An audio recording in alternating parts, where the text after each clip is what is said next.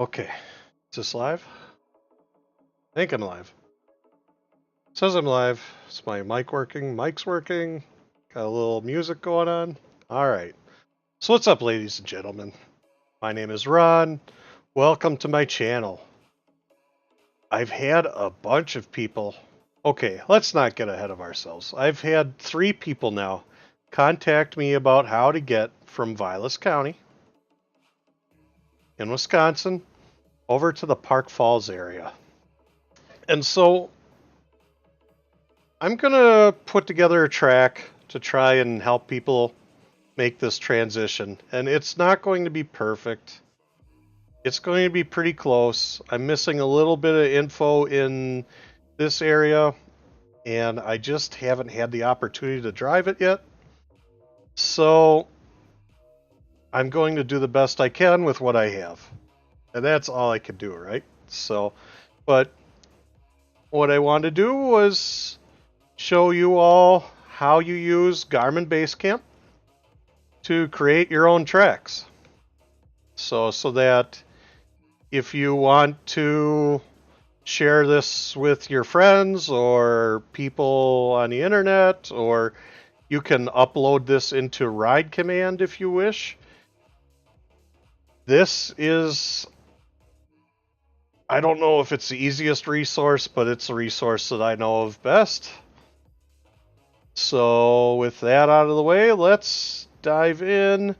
As you can see, I've already done a little bit of the work because, if I'm honest, I didn't really think about streaming it.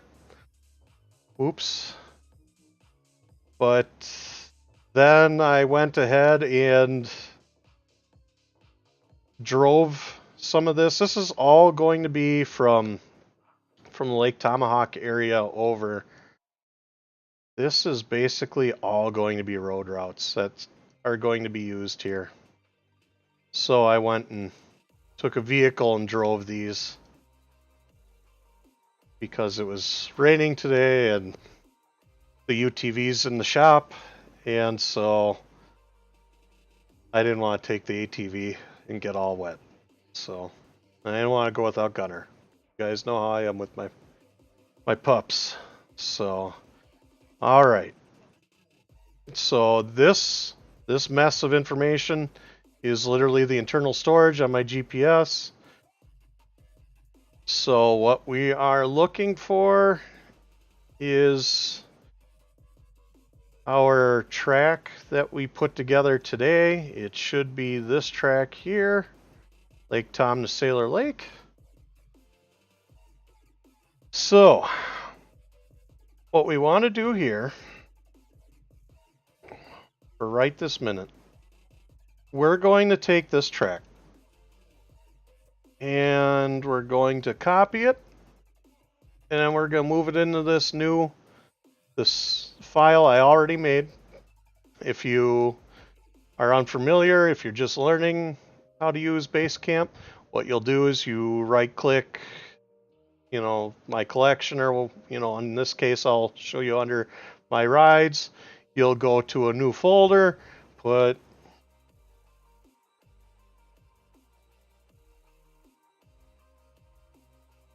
you'll put it there, and then you're not done yet. So now you're going to want to hit new list. Otherwise, this thing's going to give you gibberish. We're just going to leave that new list. And then see how this is empty here? You'll go and you'll paste, and now voila, it's not empty anymore. All right. So we don't need that. So we're going to go ahead and remove and delete unique content because we don't need it. So we're going back into here and we're going to paste this track here. Now, because it's on your internal storage, this will not affect this track. But if it's in any other file, something that I forget or have forgotten in the past is what you need to do if you don't want to screw this file up in any other file is you're going to want to duplicate it.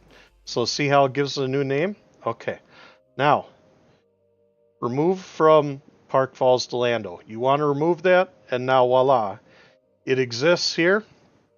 You don't have to worry about screwing it up in if you're using that file or that track in any other folder. Okay? That's really important. Let me see here. I can show you. Where can I show you? Here, I'll show you in the Landover system. See how I've got pieces here? That's because I did not do that step, and now I'm missing parts. So luckily I have the file elsewhere, so I can bring it back and correct this at a later date. But if for some reason you don't have that, you are going to be very, very upset with yourself. Just like I'm upset with myself. So close this out. Back to our project page. So as you can see, like I say, I've already gone ahead and put together a track. Now there is a section, I think it's going to be around here, that I know for a fact is not correct. And I don't have the new information yet because I haven't ridden up there. So unfortunately, I'll just have to make a note for this lady that she needs to pay attention when she gets up in here. And try and, just help her be informed as far as what she can do here. So everything else looks good.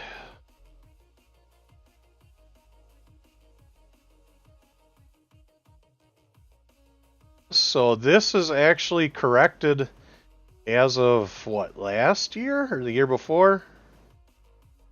Let's see here.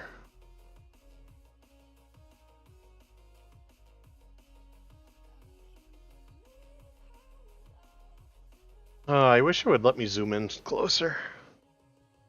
I don't know whether this is okay as is or not. I don't think it is. Let's try it. Let's remove some of the where is it? I think this is what we want.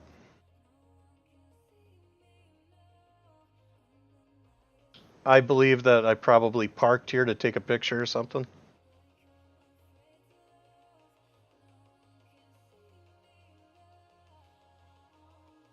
So there's probably an easier way to do this. In fact, I know there is, but we're just doing it this way.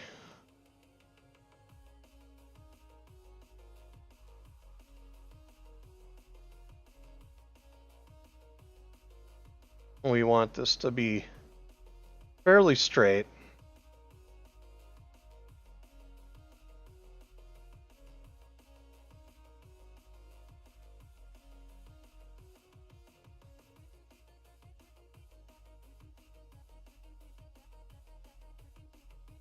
That's good.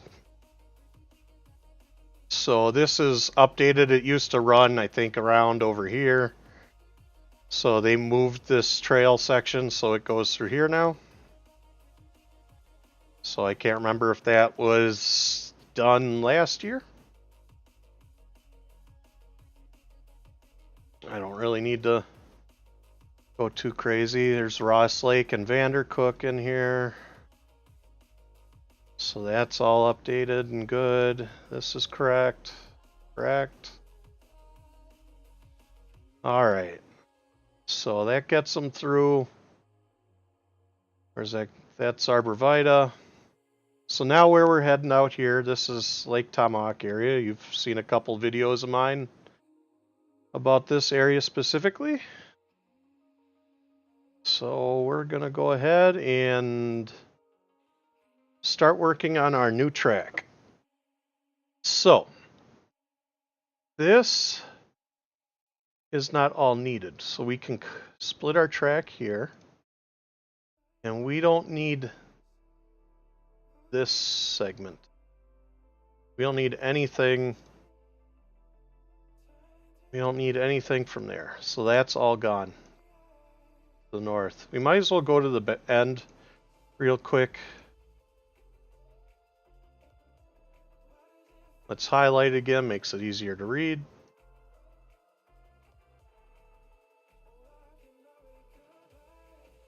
And we're looking for, okay, Sailor Lake Campground.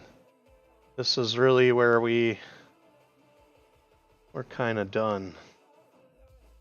So I went in and checked out the campground just for the lulls. I don't really need. Where can I stop this? Let's stop it right. Split track here. Okay, and we don't need any more of that track. Okay.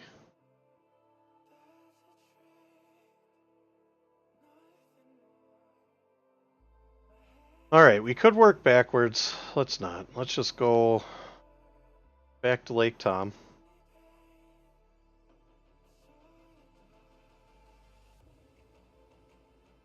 So,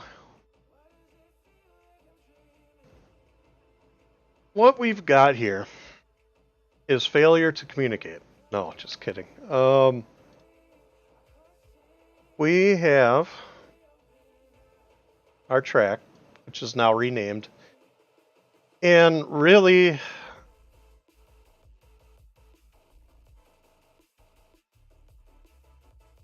I don't know that we're going to. What are we going to do? I know what we're going to do. So, first thing we probably should do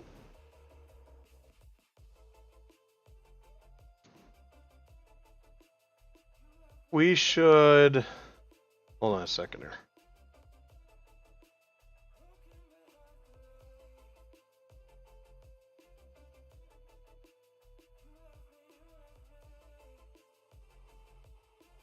First thing we probably should do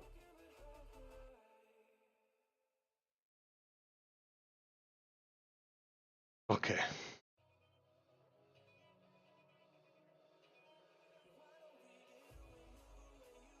Sorry about that.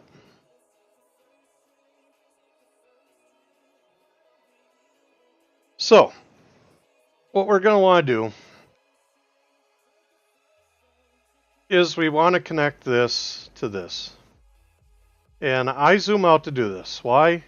Because if you do this incorrectly, it's going to draw a magic line that is going to give you all kinds of headaches later on. If you want to, it's not really that bad, but it is annoying. So you want to pay attention to it and avoid having this happen. So let's see here. We'll do this and then control and click. Wait a minute. Yeah, that's correct. Okay, so now we right click, join selected tracks. Now see what's happening here? This is what I'm warning you about. What'll happen is if I go ahead and hit OK, it will connect this end to this end via a long straight line. And it's super annoying if that happens. So how do we deal with that? Here's how we deal with that. All right, we look at our track. Let's try and invert this track first. So right click, down here is invert selected track. There, if you notice, the little arrows are pointed the other way. So now we go ahead and click one and then control or shift to select the other. And let's see what happens then. Now, now see how it creates a line from this end to this end. So we're making progress. Not great progress, but in any case. So now we want to take this track and we'll try and invert this track. And then same thing, click, click, join selected tracks. It's a fighter, I'll give it that. Okay. And I don't know if anybody has a better way of knowing how this is going to work. You know, hit me up in the comments, because I don't. I just kind of fumble around with it until it finally. Yeah, see, and now it's corrected. There's no goofy, at least I hope. Yeah, there's no goofy red lines anywhere, so it's acting the way it's supposed to. So we're going to go ahead and connect this. It says join tracks created. Like to delete the original tracks. For this purpose, I do, because I don't need them. Okay. So now I still need to clean this track up. As you can see, there's little spots where I overrun. I may leave that in. I'm not sure yet. But what I kind of want to do with this track is I kind of want to split it into two sections because of how many points is this saying?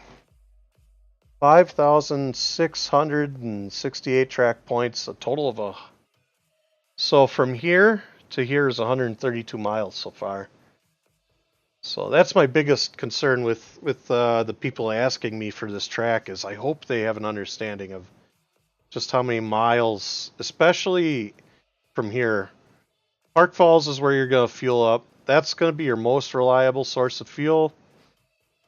Once you get out from here to realistically, Lake Tom is going to be your most reliable sources of fuel. If you get out in here, there's really nothing out here. I'm trying to think. This way, there are a few more businesses in the little rice township. I could send them down there, but I don't know. It's not exactly. I mean, neither of these ways, I guess, are particularly straightforward. This one's a little bit more straightforward. That's my biggest concern is the fuel mileage, because it is not insignificant.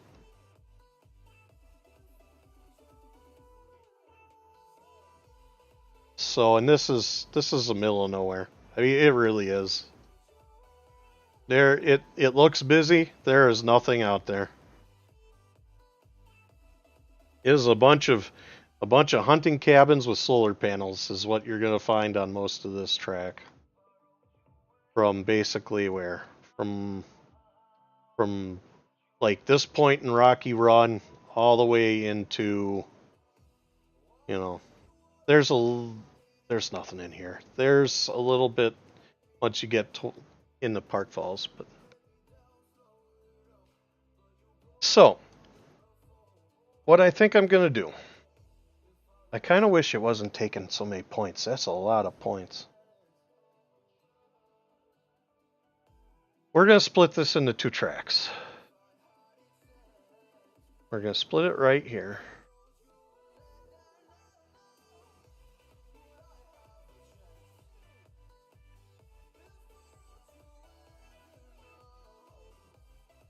Because we like to have fun, we party hard here at the Rock and Rodney channel. We're going to change our color on this track just to differentiate it.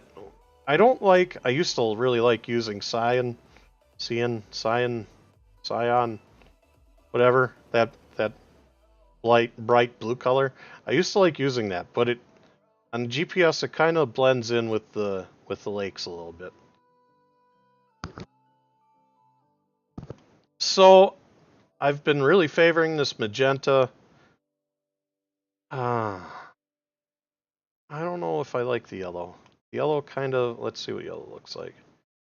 Yellow looks kind of similar to the state highways. I guess you can't go wrong with good old-fashioned red, huh? Red never goes out of style, like black? True?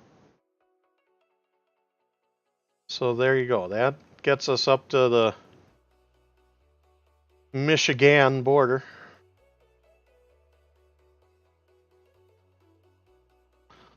So I'm currently using, I should have mentioned this at the beginning, I'm currently using, for maps, I'm using the City Navigator 2023.1. It's their first edition for this year. Typically, I use, I don't know, I kind of split between the two. This one is very noisy, but it is nice for the detail. See how much detail there is with the topography and stuff like that. So the other map I switched to quite a bit is this one, Osm Topo. So this one doesn't really show you as much info as far as your topography, but it's kind of a cleaner, because of that, it's cleaner looking. I tend to like working on this one more, but if I'm looking for specific stuff, when I'm creating a track that doesn't actually exist, where I want to know my where my hills are and stuff, then obviously I switch back to this guy. So then, like I say, I kind of get an idea of what I'm working with for terrain. If I wanted to, walk a trail in from, let's say, Dead Man's Lake Road to G here. So, but that's not what we're doing today. Today we're, and then this is off the GPS. This is, let's see, it's going to take about a week to load because it's loading off the GPS. This is what comes with, in this case, the my Oregon 400T. This is the preloaded topographical map. It's actually a pretty decent map. I wish you could load it onto the hard drive of the computer. That would be kind of nice. But unfortunately, that is not a thing we can do. So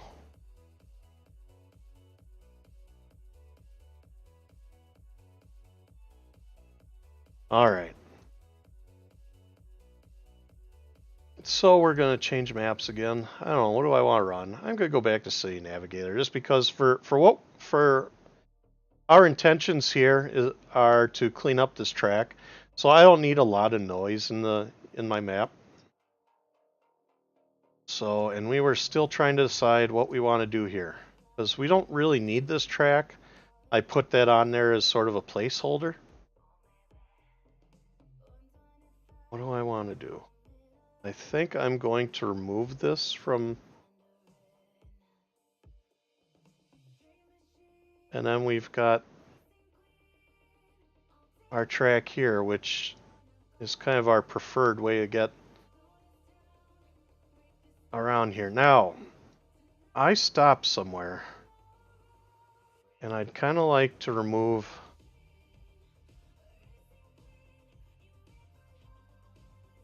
those points. Or did it not?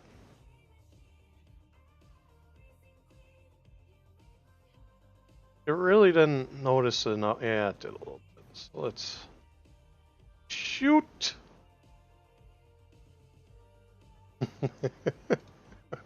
Oh man, that got a little scary. Don't do that. If you do, just remember that there's an undo. Control Z. So we don't want it, we just want to delete the track point.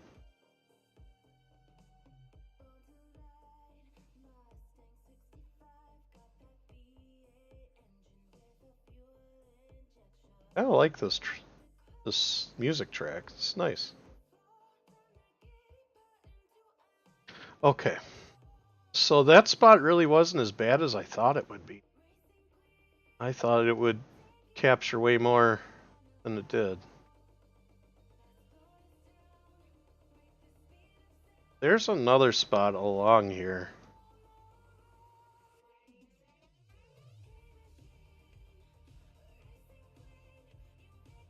And you don't have to be as anal as I am with this stuff.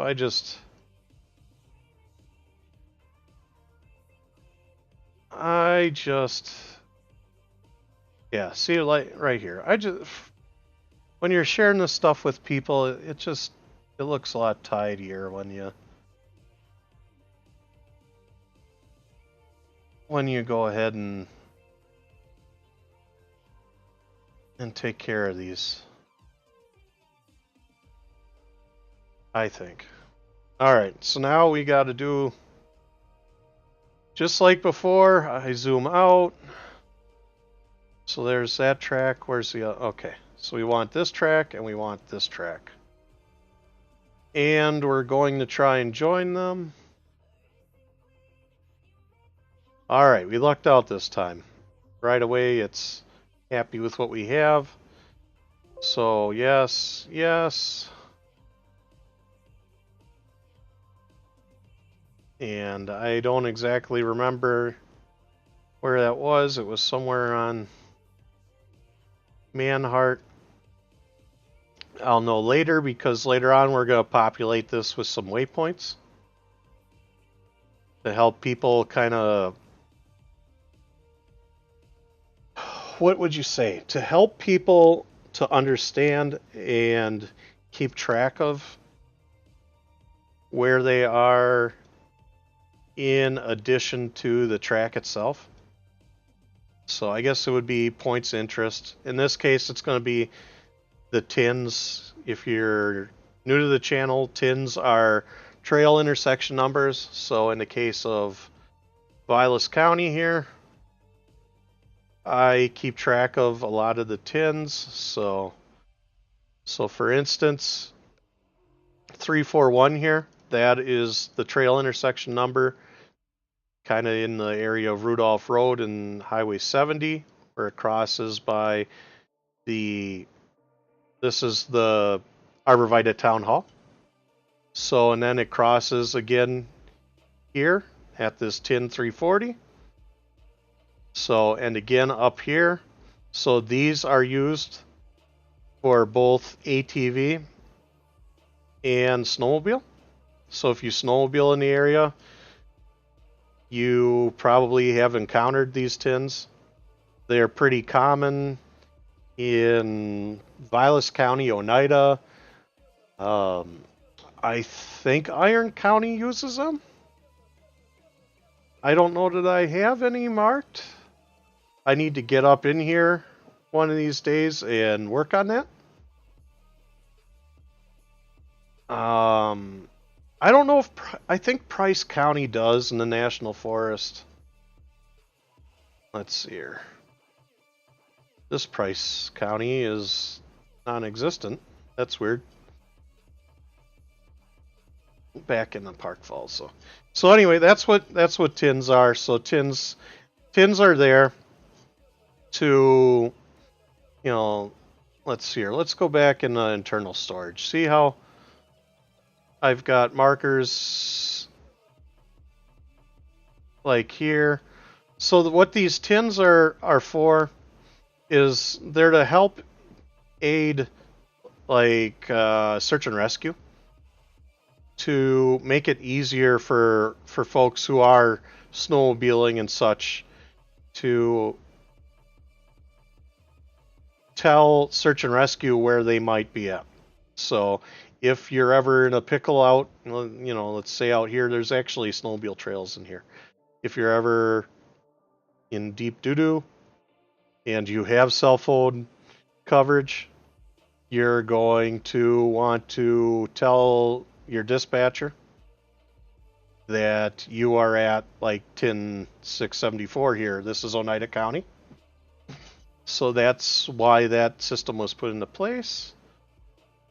As you can see, they put them literally all over the place, out in the middle of nowhere. This helps you tell where you're at. What's up, Mr. Arizona Kid? I am live. So I'm just working on a GPS track. So I've had a few people ask me how we get from this town here in Park Falls up to this town here at the Michigan border. Is this a live? It's just a live stream, so I haven't released a video. I've been kind of slacking on that. Womp womp. So I've been slacking on watching videos. I know you put a bunch out here in the last couple days. I just have not had a chance to watch them yet. So I'm kind of looking forward to them, though. I see one of them was a ride video, so I'm pretty excited by that. See what you've been up to over there. So, but this track is pretty clean here.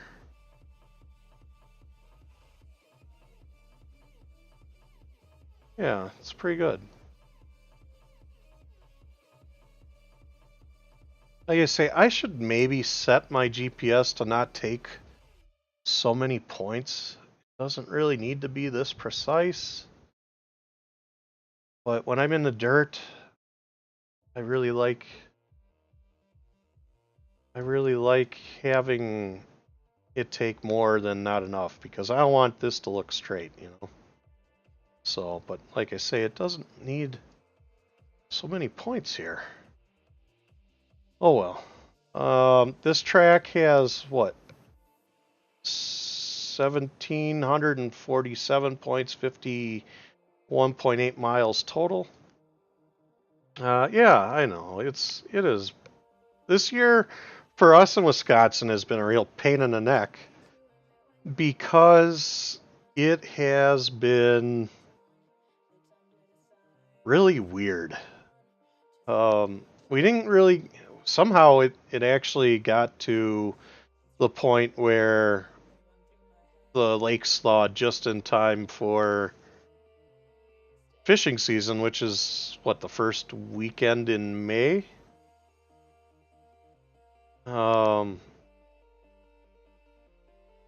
Yeah, probably would have been the 7th. So I don't know how that happened, because the week before there were like 2 feet of ice on the lakes yet. But in any case, and since then we've had literally every week we've had at least one storm that's knocking trees and stuff down, and it's been so nuts lately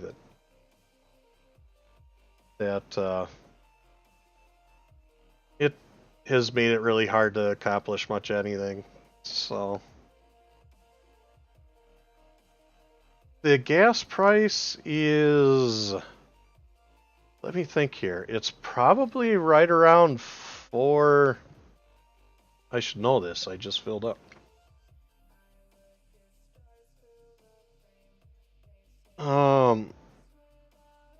I think so. I get 15 cents off per gallon, but I think it was somewhere around 4.90, somewhere in there. Wonder if I can look that up.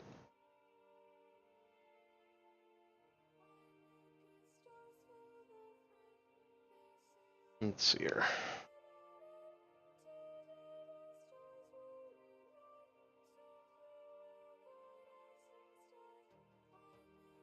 So 470. That's probably true. So, because that would put me at what, 455? I think it's higher than this.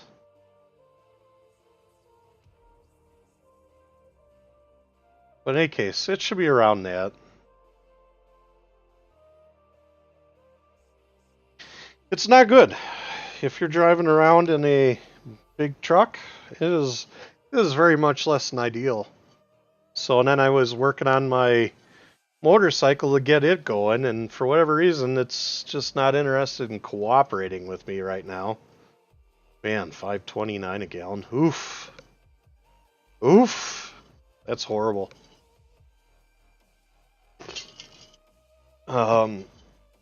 Yeah, I've been trying to get my motorcycle going and putz around, and for whatever reason, I pumped all the trash tier gas out of it,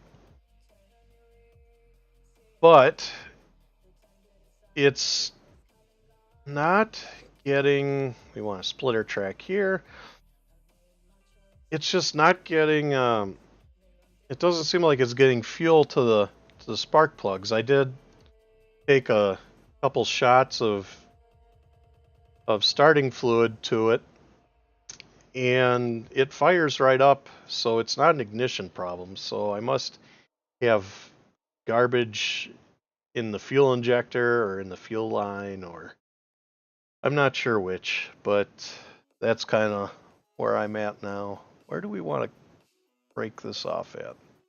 Let's try and break it there. Oh. All right, we remove. So we're not done here. We need to, I think if we split track here, yeah, there we go. So now we remove this and then zoom out again. Nope, not that track. This track and what track? What's going on here? Is that correct? I think that's correct. So we want to connect this track and that track. So that, join selected track. And no weird lines telling us we screwed up.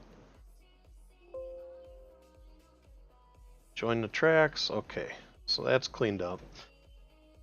Yeah, it's very rough. It's very rough. In some ways, I am very fortunate that I mean, it's really the same for you, I guess, because by your machine is actually street legal. So I don't know, when you street legalize in Arizona, do you have any restrictions as far as like taking highways and stuff like that? Or how does that work in Arizona? In Wisconsin, this is not legal. We cannot take Highway 51. We can't take 155 here. We can't take Highway 70 with some minor exceptions in towns. But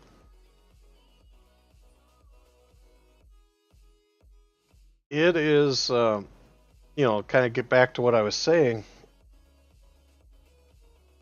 It's to the point where I'm tending to take the UTV when and where I can, because it's more fuel efficient than the truck is, you know. It's actually, so these here, let's see here, this section from Lake Tom starting here to basically this whole track here, I drove with a Subaru, and I think I got about 30 miles to the gallon out of this. How long? This was a 50-mile trek. This section was. But that said, even though it's a Subaru and it does pretty decent for mileage, a lot of this is dirt. And it must have been just enough to kick it into all-wheel drive, because I was watching the mileage start dipping down to the point where I don't know that my UTV would beat it in fuel economy, but it's not that far off for what it is. But yeah, your closest ride place is 30 minutes away. Yeah, that sucks. That is one thing that Wisconsin kind of has pushed in. They kind of brute forced it, honestly, because a lot of the way Wisconsin works, for better and for worse, is because of our snowmobile trail system.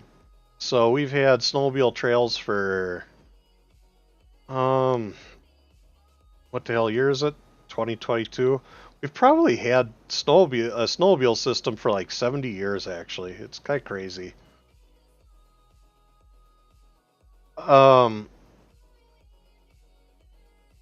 And so one of the things that got put in at the state level is that snowmobile riders have the right to ride from their home. So let's say I live in Maple Lane. I have the right to ride the side of the road from here and get down to the nearest trail, which in the case of the snowmobile trail is going to be right along town line here. And that's a state law. So I think towns have the right to either opt into it or not, but they can't really change it. They can either say, yeah, we want that ability, or no, we don't. So most of the towns have that ability. But with ATV, that was not pushed in at the state level. So instead, a lot of these towns have put together their own ordinances. So let me see here. I do not like this new setup here with the.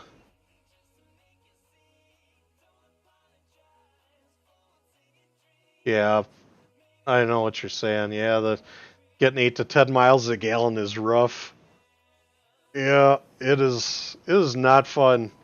My sister the other day, she was pulling her camper, and I have a 3/4 ton. She has a 1/2 ton, and her camper weighs right around 4,000 pounds. And with the 3/4 ton, she's pulled it with that, and with the 3/4 ton and her camper hooked to it, gets about 9 miles a gallon. Her camper hooked to her 1/2 ton GMC, 13 miles a gallon. And you sit there and you think, what? How is this? Doesn't make any sense, but apparently somehow it does. So that 6-liter is definitely not a fuel mileage king.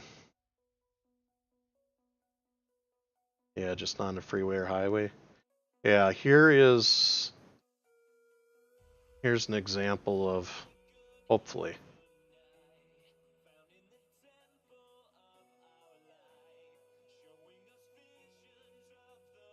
All right, here's an example of what they do. This is who is this? This is, I think, Newbold's ordinance for ATVs. So, and this is typically what these towns do, is they'll. Where is .10?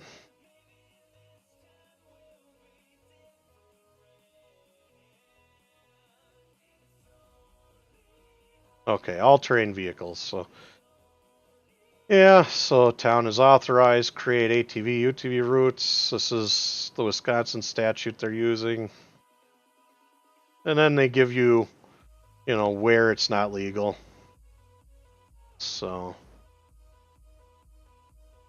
not exceed 25 miles per hour. This they actually don't enforce, but I'm not going to tell anyone that. I'm pretty sure that they're not legally able to enforce this. That would be changing the state's code, and you can't do that at the town level. And anyway, that's an example of how it's done in Wisconsin. Let's see here.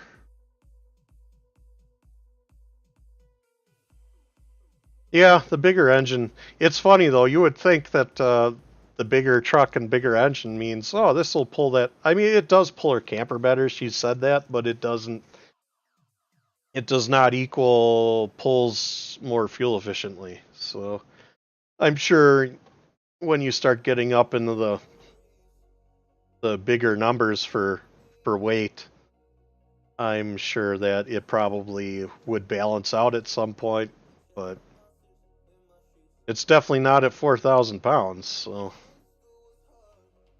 yeah, that's what I said.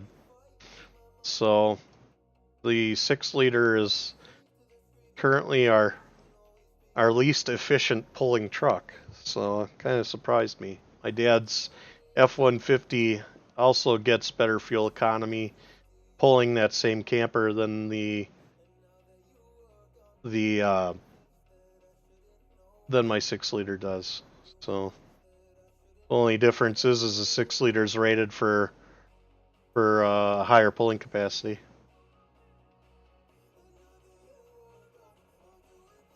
So let's see here. I don't know what I want to do here. So what's happening here is this is actually the ATV trail system. You can't drive vehicles on a lot of this.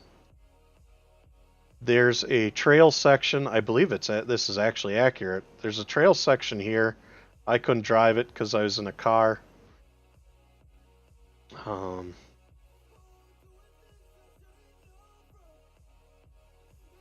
So I could trace this out because this is going to be pretty accurate. Maybe I will do that. Maybe I'll cheat. I hate cheating because it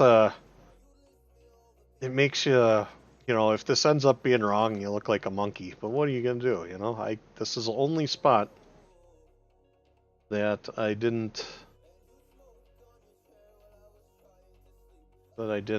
wasn't able to get. My flatbed weighs 3,000 pounds empty? Yeah. That's a pretty sizable...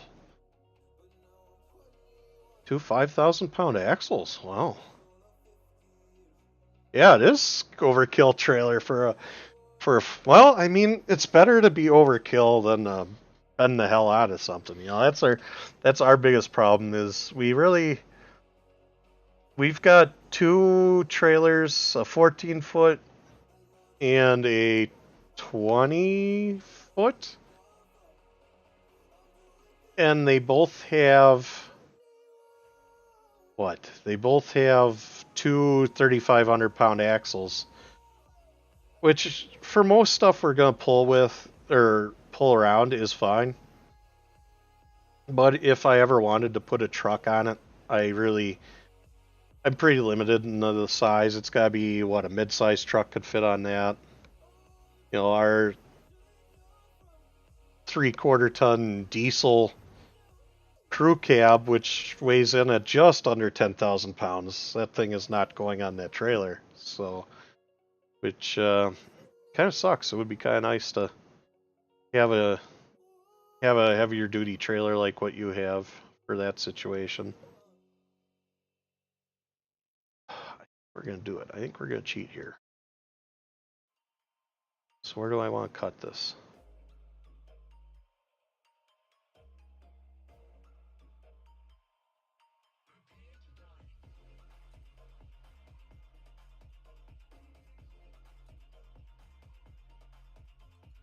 I'm going to split this track here.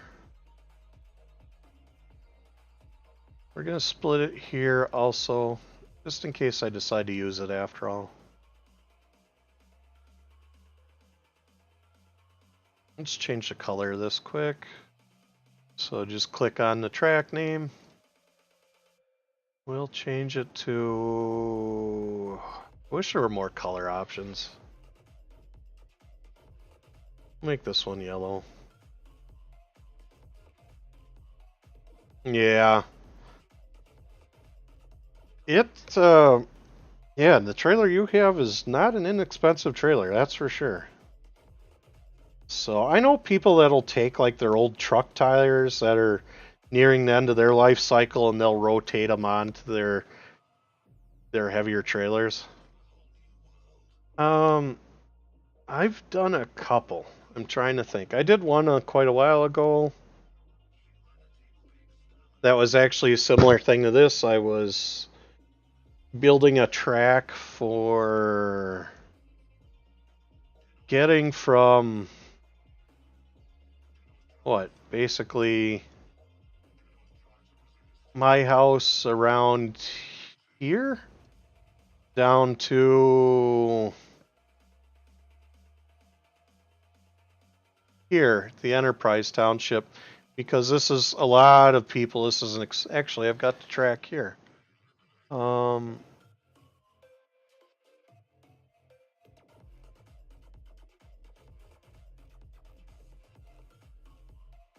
Yeah.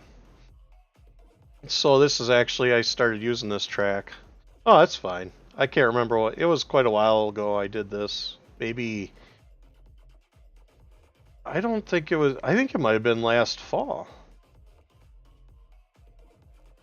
Even I can't remember. I've been wanting to. The last one wasn't as late at night. Tonight I just kind of got a late. I got home late, so I hopped on, and I didn't think about this. I actually started working on this track here.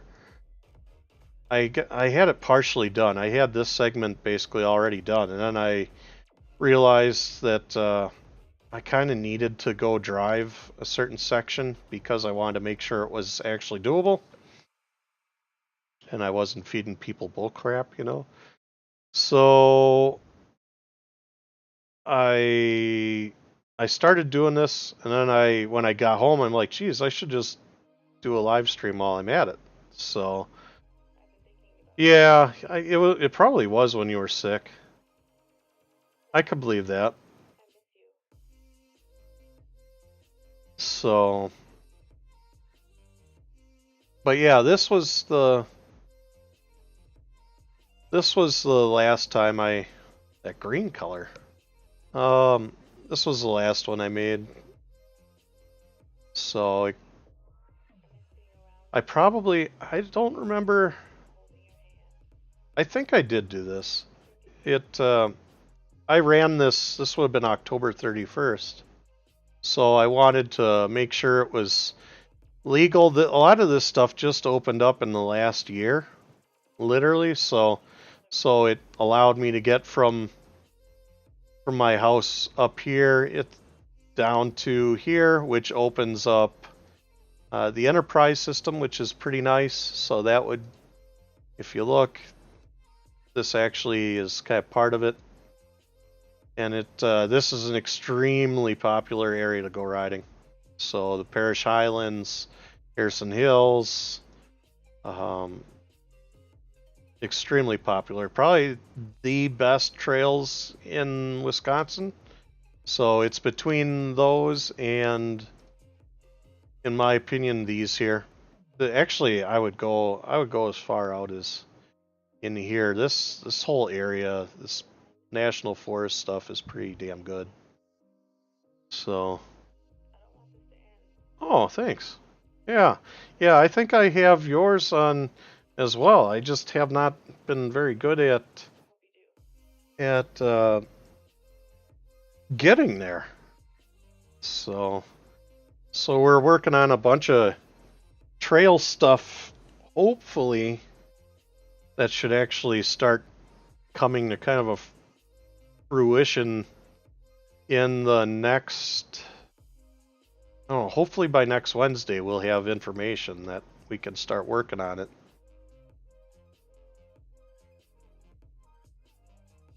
But yeah, it's been pretty hectic lately.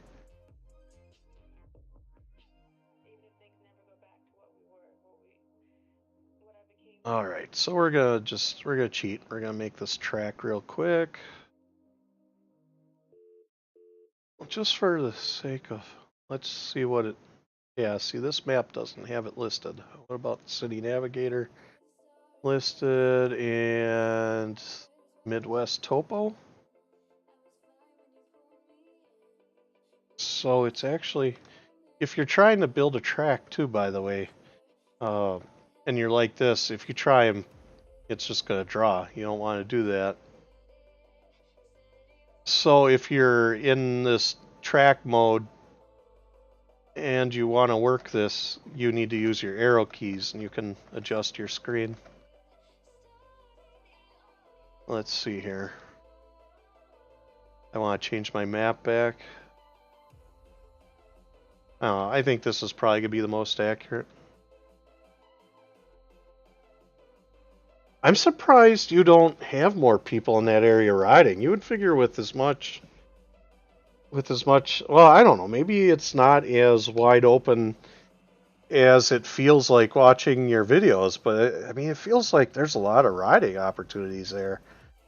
So it actually kind of surprises me a little. Hopefully my music is not, yeah, it's not too loud. But yeah, that's surprising. So I was talking to someone the other day. Let's see here. Let's zoom out again. So, like I'm kind of mentioning here, I'm building this from this town here, Land O'Lakes, to Park Falls. But actually, a guy can go from my house, which is where? Right around here, I think. And you can get to... Where are we at? You can get into Minnesota here. So I have not run it. It is obviously not a... Let's see what that comes out to just by... Where do we get it? Danbury, I think, is where you cross at. Let's just see from... So it's 126 miles straight. So you figure... I could ride from my house to here, but man, that would take a lot of thought.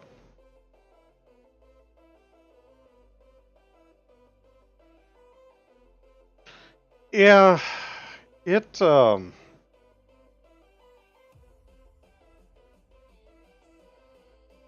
you mean as far as trying to build your own tracks and stuff like that? Or trying to chain together riding areas and stuff?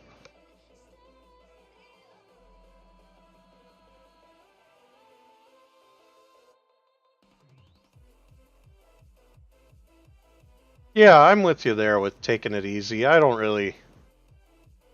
I mean, I clip along pretty good because I know I've ridden these trails so much, but you know, I'm not really in a big hurry to get anywhere.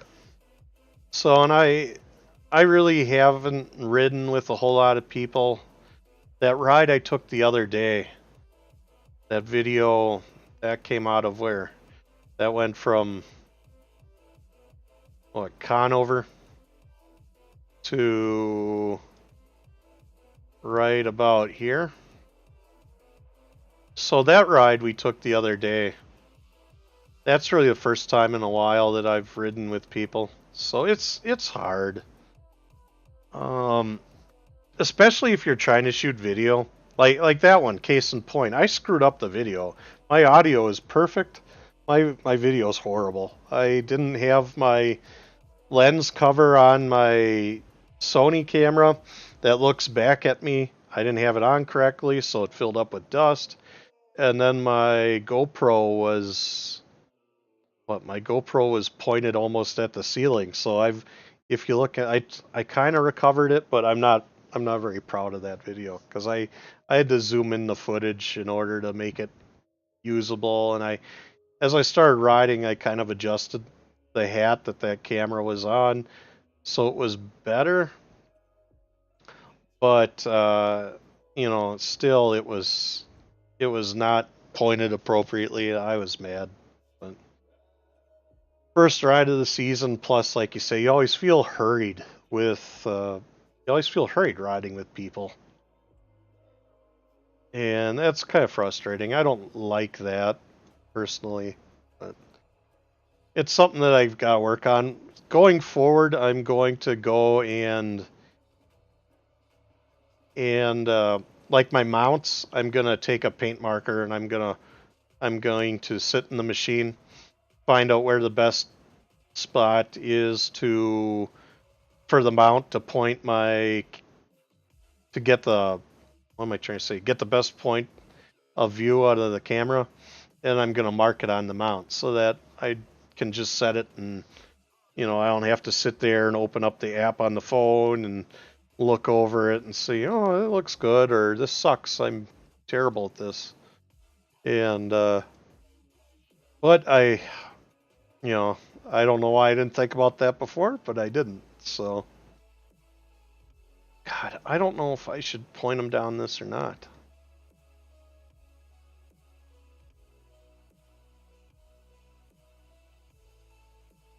What did it look like on this one? Jesus, that's horrible looking.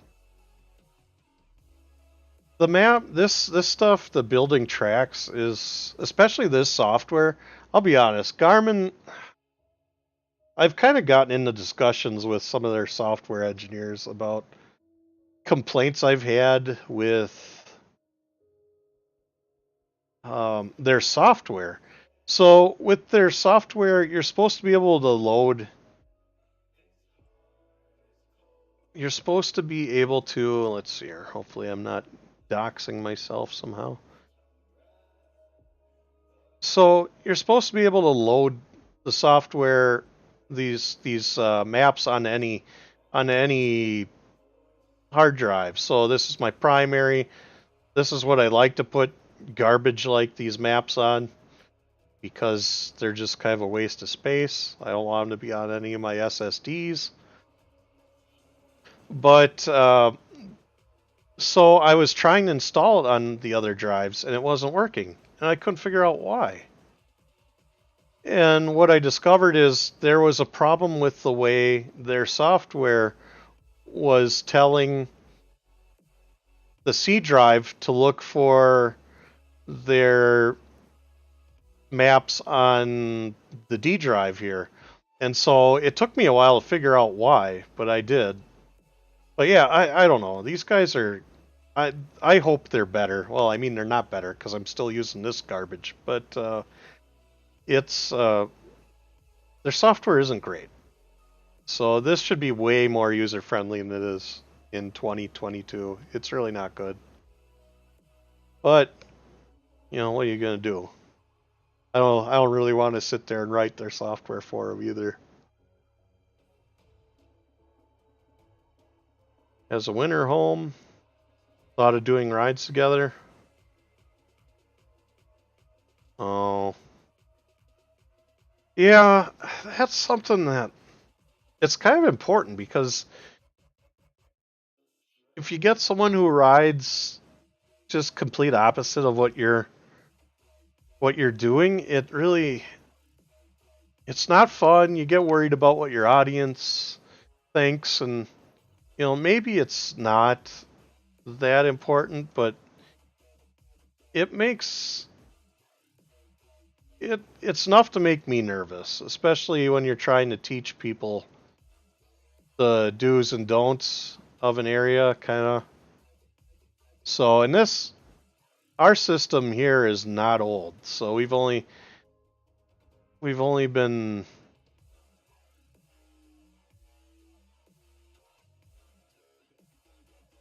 okay. We've only, let's see here.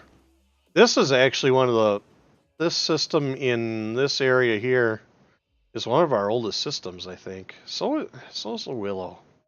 I don't know how this national forest system got put in. This thing's crazy. It's literally one of the best systems we have. And I can't believe, you know, this is just kind of the outer circle. If you look and zoom in, there's trails all over the place in here. I don't know how this national forest system got put in. Today, this would never happen. So let's see here. Is this what I want? No. Where is...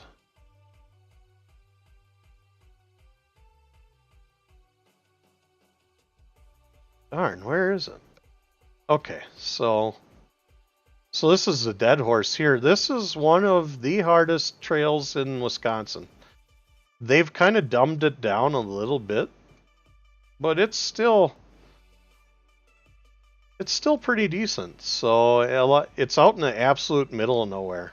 It is. There is just nothing out here in Draper and Clam Lake, but yeah, might as well leave your cell phone at home. It's not going to work here.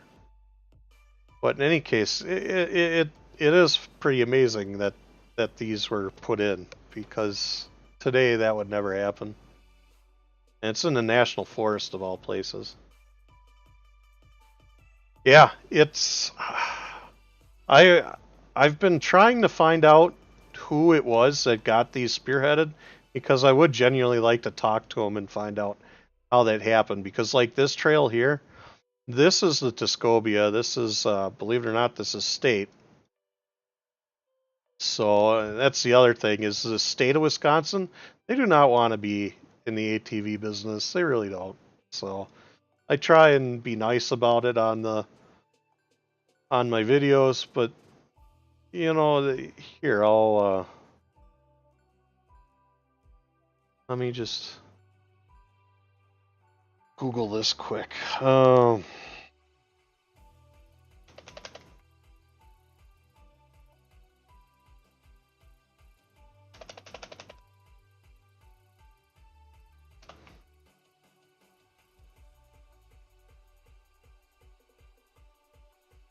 So, the Wisconsin Department of Natural Resources. This is their own page. So, for snowmobile trail, for how it's funded, they write this real nice thing: snowmobile trail aids funded by snowmobilers, awarding grants to the counties, trail pass revenue, and these grants are used to reimburse over 600 snowmobile clubs in Wisconsin.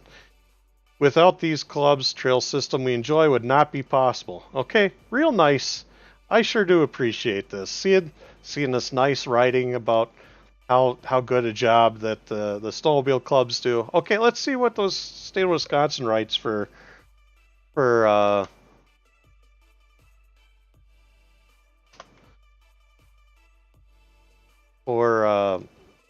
ATV system.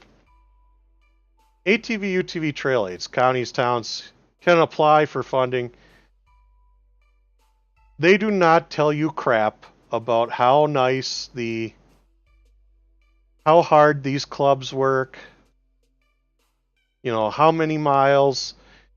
The state could not care less about the ATV system. They really can't. This is not even, I don't think, correct, because we have an ORV council.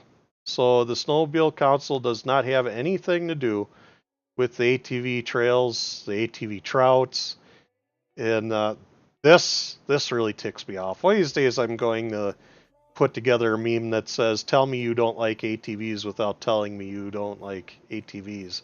And it's going to be a side-by-side comparison of these two texts from the Department of Natural Resources in Wisconsin. So I cannot make this up. This is literally, they do not care about ATV. Fascinates the heck out of me.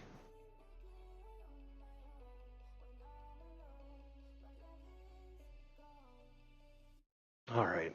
So now do I truly think that this trail is going to work? I mean, it should.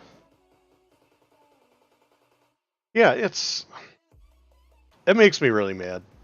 The other day when I was doing a search, because there's a lot of discussion on that topic with the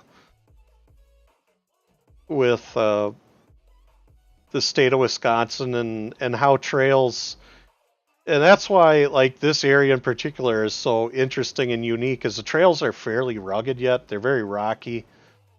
And then you get to the trails in here, and granted they're sandy and stuff like that, but I mean they're both used for snowmobile, but this is under national forest, so it doesn't really have to be held, I don't think, to the same standard as a lot of the state trails. So this is a pretty minimalist trail system, whereas we are kind of raked under the, well, we're held over the coals to really keep these systems maintained, and it feels like I don't know.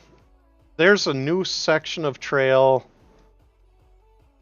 It uses portions of this here, and that, let me see if I can pull that up just to give you an idea.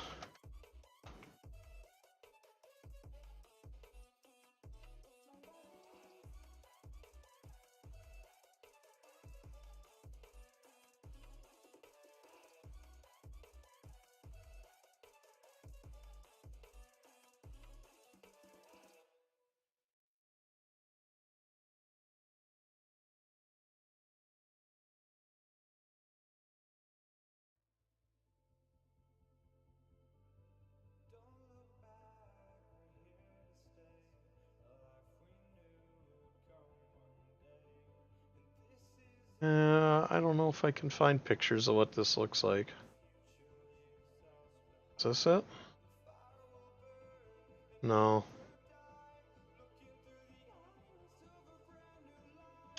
I can't find any actual decent pictures of what this, but it's basically almost a class 4 road, and it's what the state is requiring these clubs to build.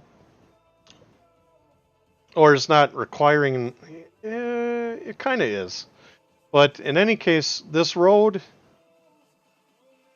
cannot use funds like what I just described in that previous what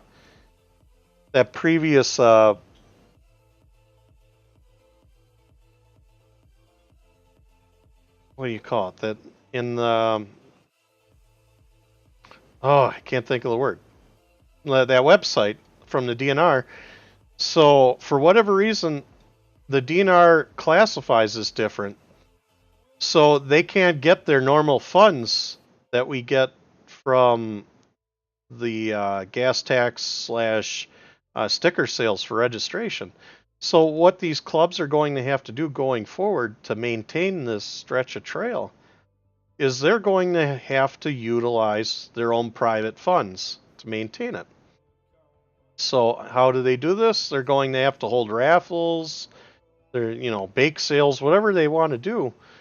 Basically, this is state land. This is public land. It is an existing trail that got improved very heavily. And yet it will not use any public funds. It's going to be privatized for its maintenance. And I have a real problem with that because they're going to do that. They're going to do that. This is basically it here, from here to here. They're doing it there. They're going to do it here. They're going to do that up here. These are all existing snowmobile trails that get funding in the wintertime that do have vehicle traffic. And because, for whatever reason, the state has in their little pea brains that this utilizes vehicle traffic, that they can't get ATV funding for it. And so they're going to build this stuff up to crazy levels to accommodate, I don't know, semi-trucks. And then they're going to require the ATV clubs to have a land use agreement for it. And then guess what? This is going to be maintained to a certain spec. And it's going to be on, in this case, this will be Lakeland ATV Club to maintain this trail to the condition the state requires. And they're not going to have any funds to do it. They're going to have to raise the funds privately. I think for what's this section? This section is 8.2 miles. So this is another 3 miles. This is 1.5 miles. Another mile. So, I mean, you look at all this, and that's going to have to be, that is public land that's going to be privately funded now. That's going to be using private funds to maintain. I think that's absolutely ridiculous when we have our own maintenance system. So, yeah, sounds good, buddy. Thanks for stopping by and chatting. So I appreciate it. Thanks for watching.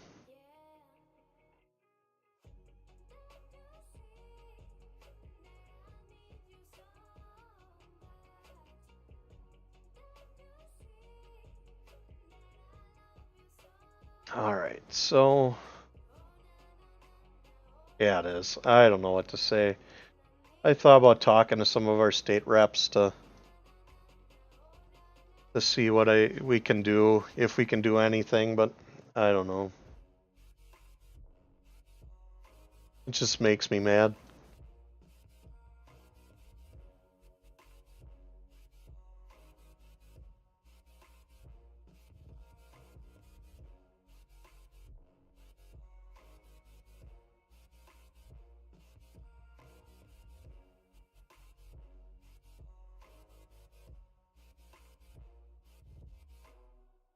I think what I'm gonna do,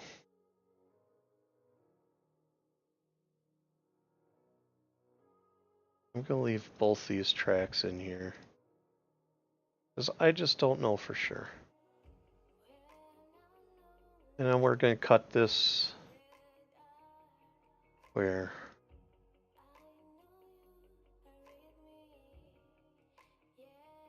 We're gonna cut this right there.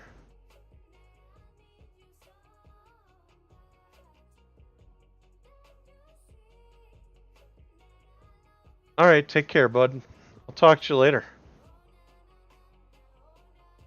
We're going to remove this section and then up here. The problem I have with up here, I don't know where these folks are connecting in from.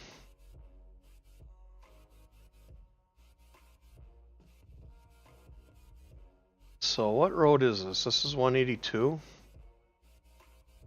So I think they're going to come in through where? Blockhouse?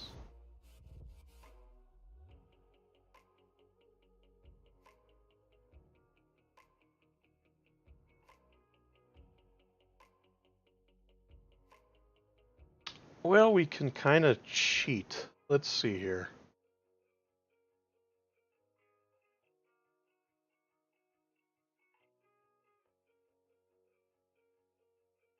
Let's see here. Price County. Let's pull up a Price County map and see.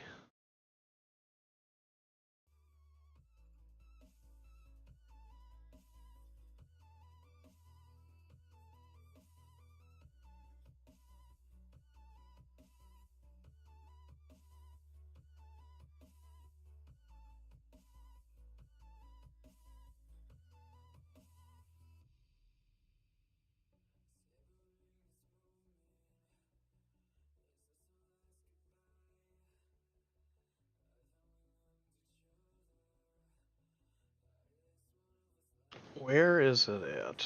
Shikamagan? Is that what I want?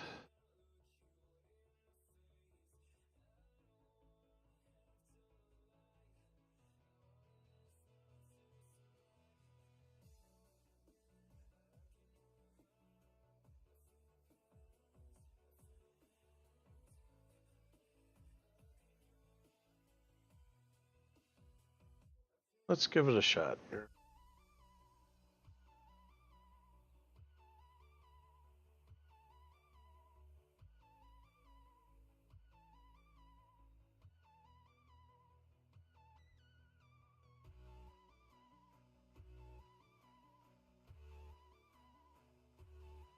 Just a second.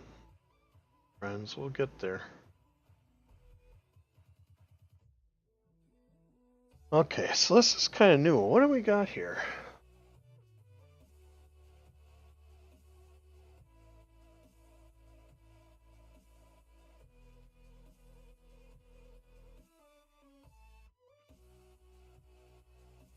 Boy, this map is actually terrible. Where in the world did they... I mean, the Forest Service has never been the gold star for this stuff. Let's see here.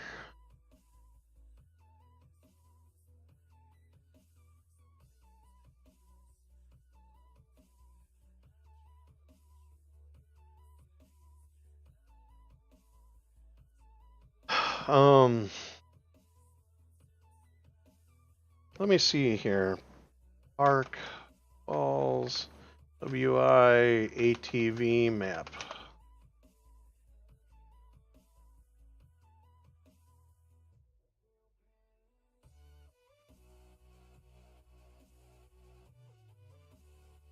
Okay, this might help us a little bit.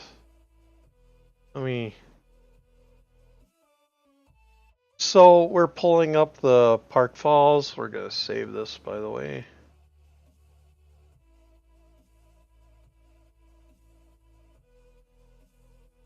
So we're going for the City of Park Falls map. Okay.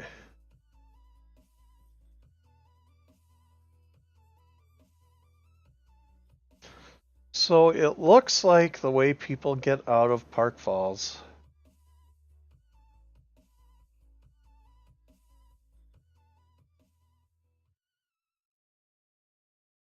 is this here, City Wells.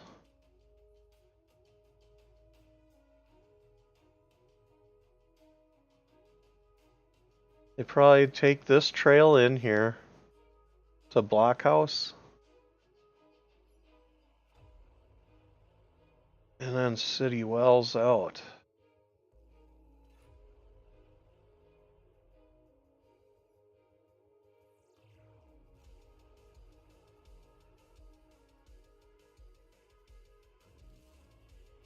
So let's just go back and look at this. So it doesn't look like... So a lot of these roads, it appears, are not open to ATV. Does this have a date of publication? Not really. So I don't know. Most of these towns have all their roads open now. So I don't know if that's not true in Park Falls. If you're going to be riding in this area, my recommendation is to call the chamber, Park Falls Chamber of Commerce, and ask. Oh, does it say anywhere in here?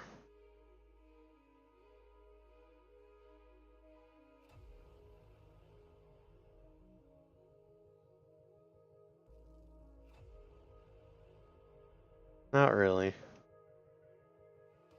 So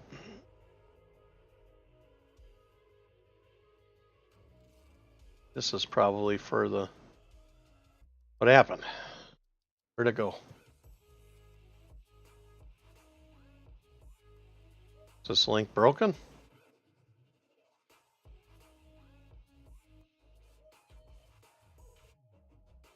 Got me, but it's not there, is it?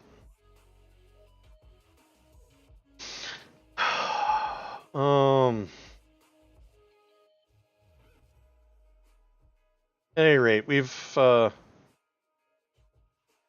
of exhausted our info we can get right from this, unfortunately. So, but still, we can at least get what we have here. Is that how?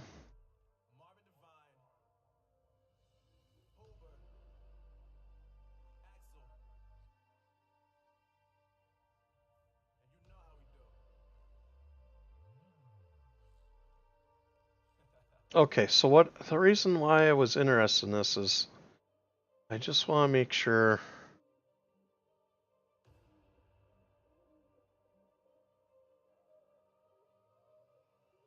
So it's illegal from 4th Street.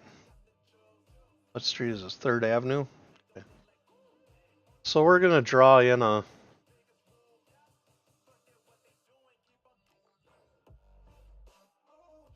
We're going to draw in 5th Avenue South.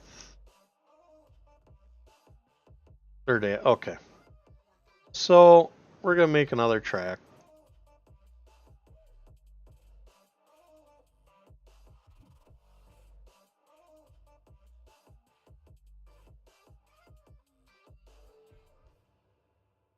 So going by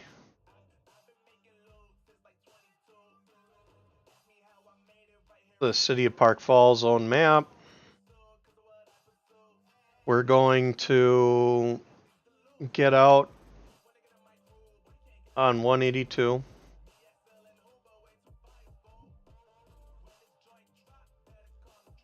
Now, I don't know if this is a trail here or what this offshoot is, what the significance is. I'll do my best to create that. We're going to use our arrow keys again to manipulate this.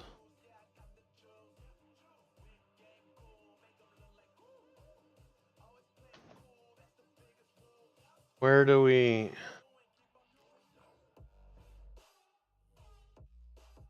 We're going to kick that off to the side starting around here.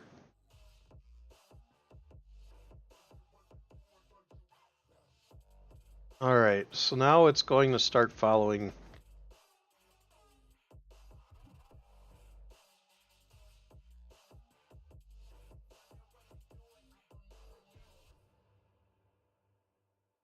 Is that how it goes? City Wells.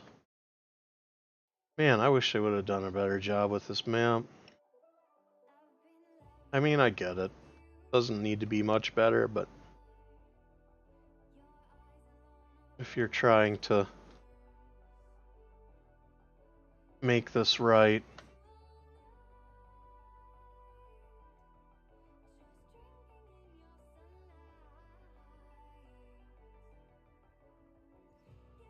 See, now I don't know.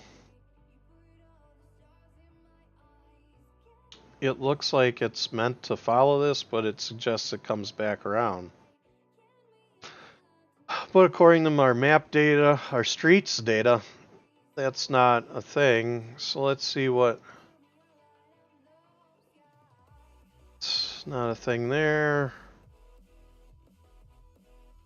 It's not even listed on the US Osm Topo.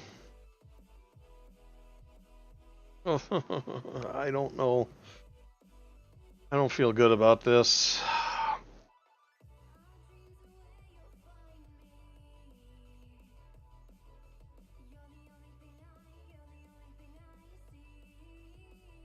I am very much inclined to not. Do I have any other map sources? Let's see here. Just give me a minute, ladies and gentlemen. Let me see what I can...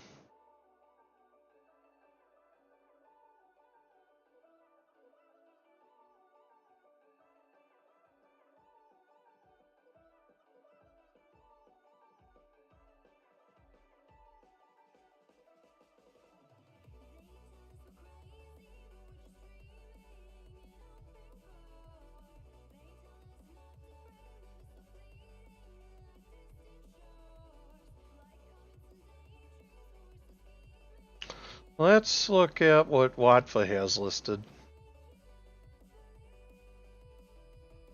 So, if you're trying to plan trails, I think Watfa has an online map?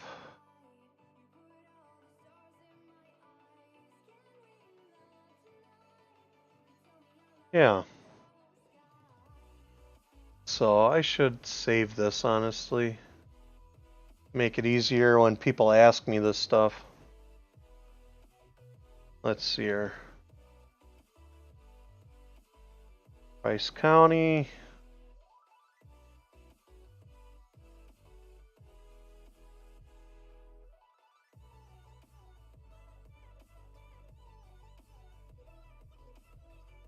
Oh.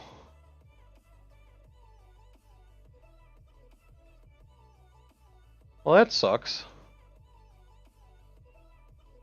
Let's see here.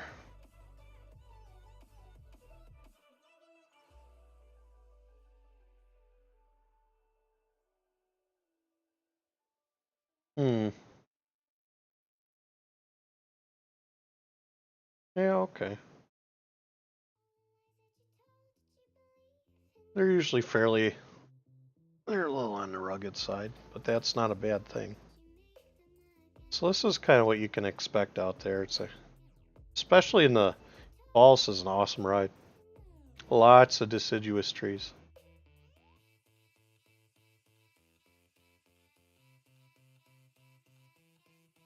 That's the only map resource we have.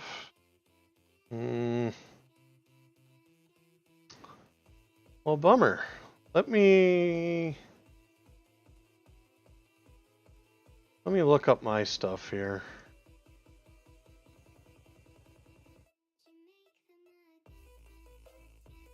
I feel like I've saved some of these maps offline.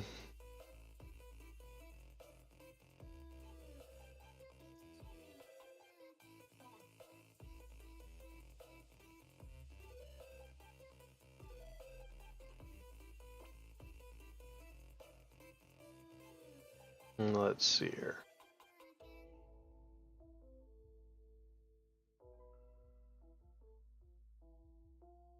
Price County National Forest map. Let's look at this.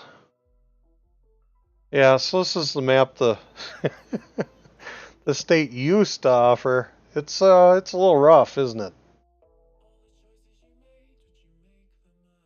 Can I just pull it? Okay.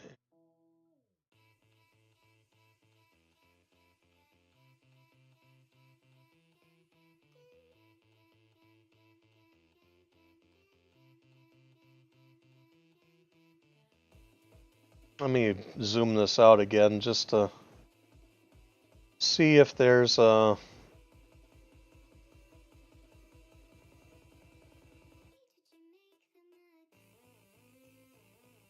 I think all that does is show you how to get there. I don't think it actually gives you any good info off of it.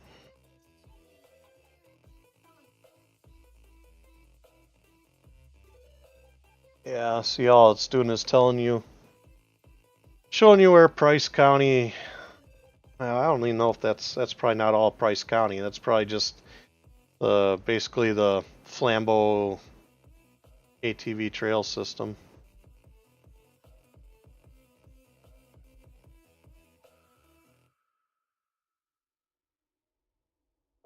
So this might not be very helpful to us either.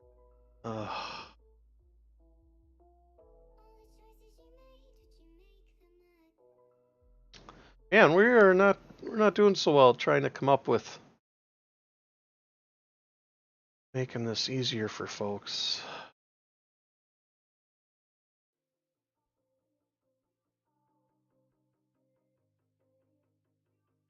Let's look one more time. What else do I have?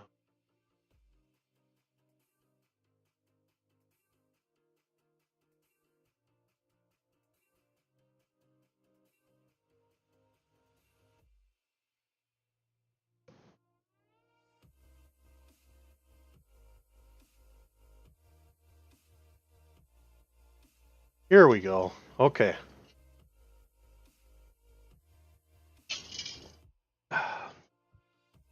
This map might help us a little bit.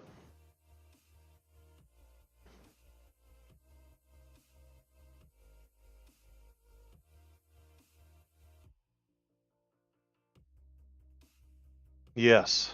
Okay, this is what we needed here.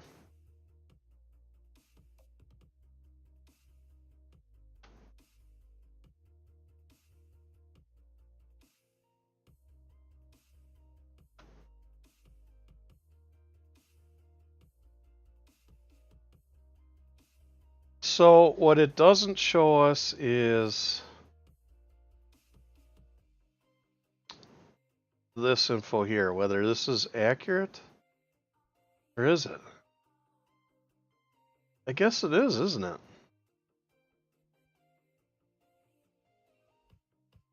And it connects to a trail here.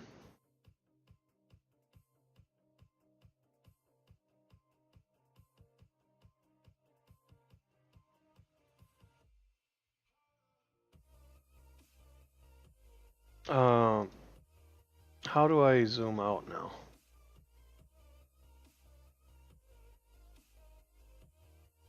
Control, okay. What happened? I broke it.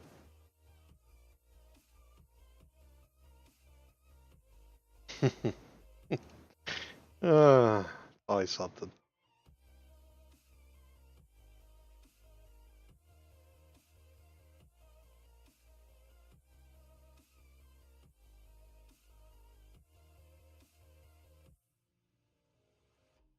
So here's your emergency numbers. All right, where's Park Falls? So apparently there's a little trail right here.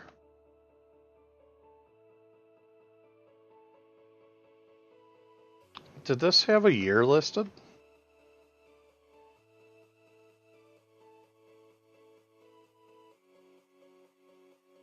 So this is 2018. These things don't change much. We should be okay.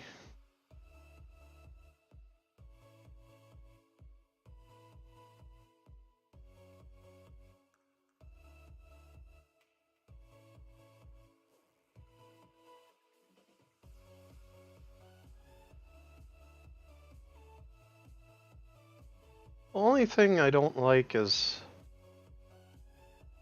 it's showing.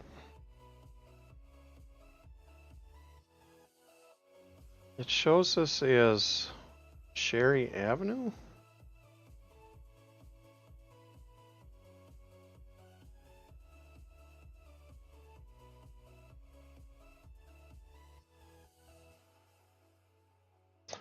Where is... Talking about here?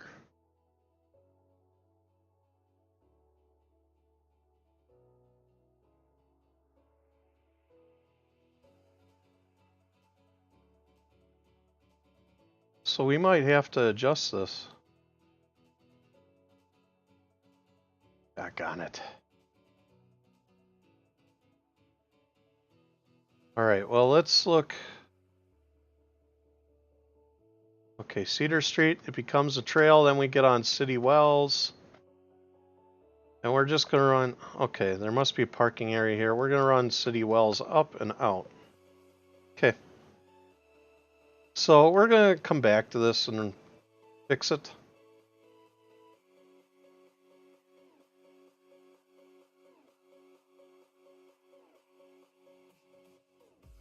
But for right now, this is the plan.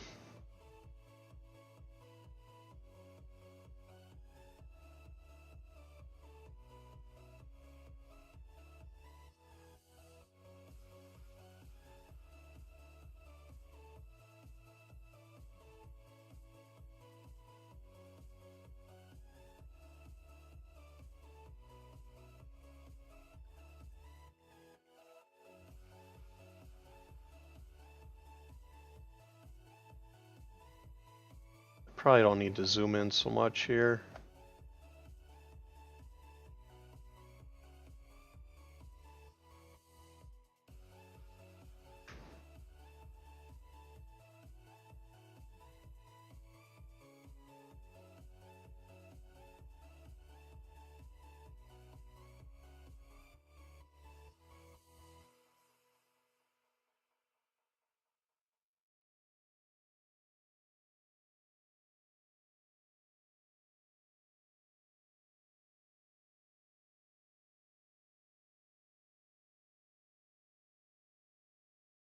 And what do they do? Take Singer?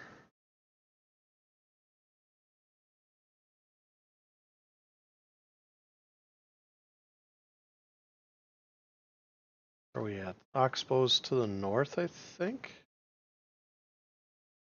Of Park Falls? Correct? Oh, what am I doing here? Phillips, Park Falls is north yet. There we go. Okay. So yeah, City Wells loops back around. Old 182 to Blockhouse. Okay.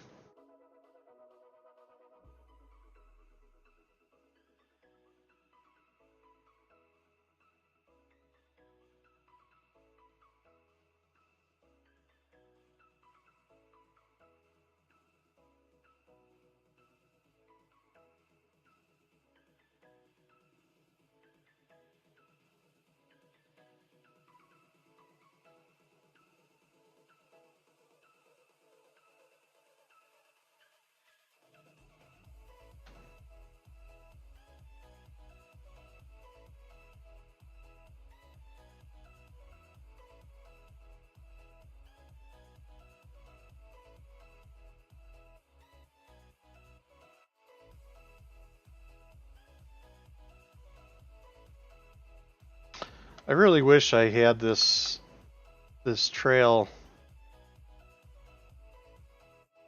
in my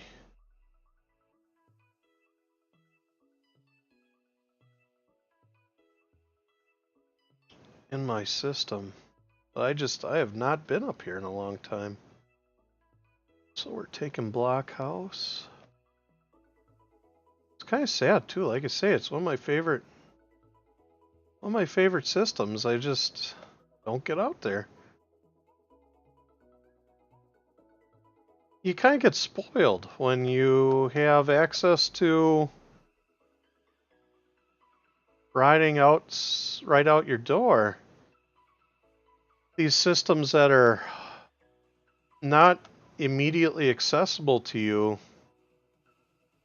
kind of get swept under the rug, and it's kind of unfortunate because this system especially, it really,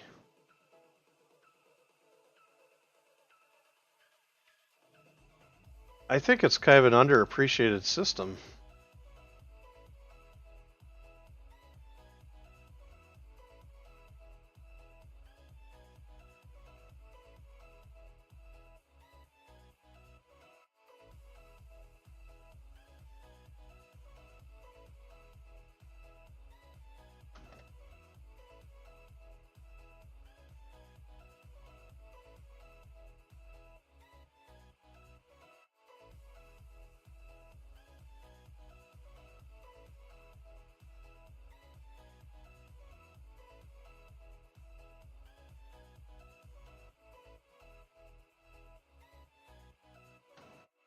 And I don't know how accurate this trail really is going to be. Not too many straight sections of trail in the Chequamegon.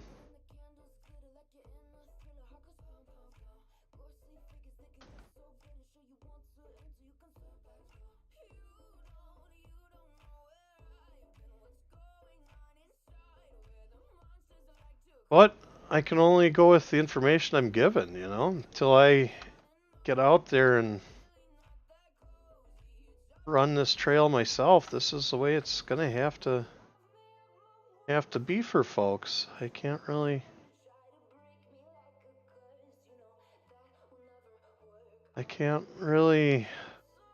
just know these things.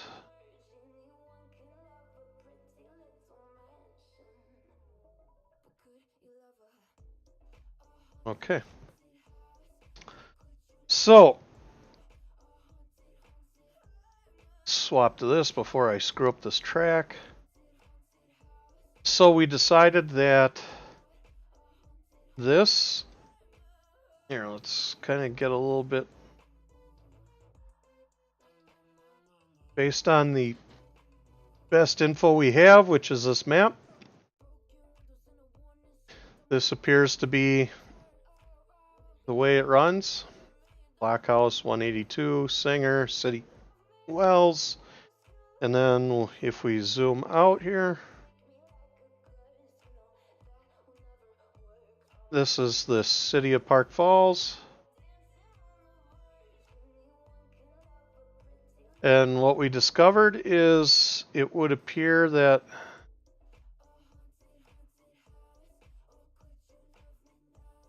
Third Street, we're assuming this is 182. There might be a side, well, I mean, there can't be a trail. It would be colored red then. But in any case, what this map seems to suggest, it uses what, Case Avenue? So let's zoom in here. So Case to Sherry? Alright, so where's our...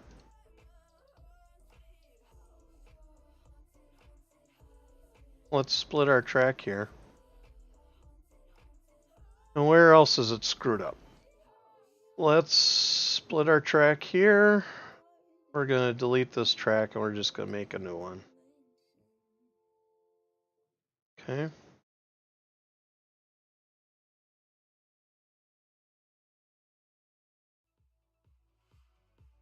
So let's just go ahead and select our track tool. We can probably just do it this way. We'll make a mark here. Make a mark here. We're traveling down Wisconsin to Sherry. And then Sherry.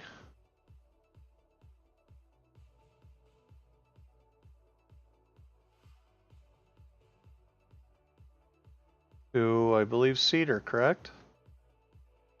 Yep, Cedar Street.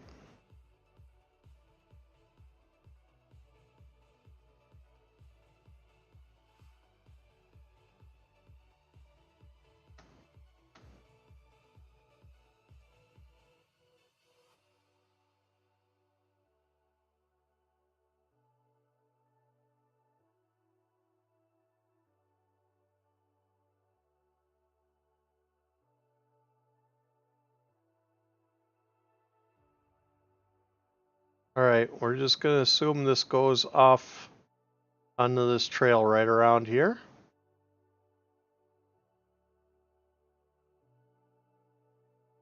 And we're going to run it to there. Okay, so that's our end. Select this tool again. We can actually split it here. Get rid of this. And now what we want to do is we got all these track segments. So we want to connect this track and what? This track? Yeah. Let's zoom out quick.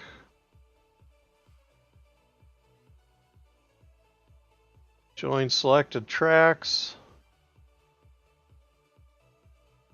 Make sure nothing goofy happened. Okay, looks good. Okay, and it built in a section that we were missing where? Right about here.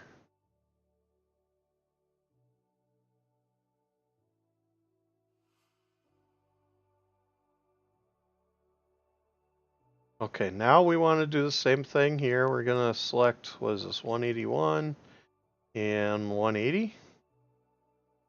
Yeah, we want to zoom out again because this one might screw us up. It doesn't look like it did, so okay.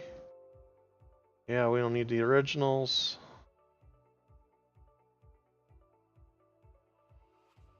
Okay, so that, according to, I'm going to say the best info we really have, it's between this map and this map, which, like I say, I have no information to know how new. Yeah, what is this? Hold on.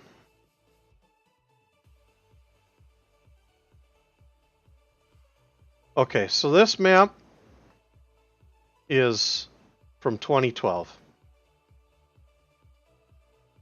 Right there. See it? 4/16/2012. This map is from 2018. I'm going to go with this map because it is the newest info I have available. Okay. So based on this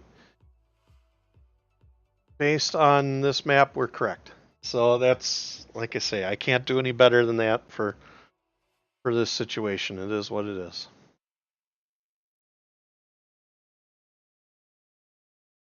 So all I can do is, if you're going to, I'll probably end up releasing this track. If you're going to use it, you just gotta be aware that this is, you need to pay attention to the signage. If you see something on my track that's not correct, you need to deviate from this track and take the correct route or trail. So this will continue to be correct or incorrect until I get out into this area and can run it again. So as you can see, a lot of in Price County, most of the roads are open. So I don't know about downtown Park Falls. I'm inclined to not say a word because I don't know. In any case, so that's that.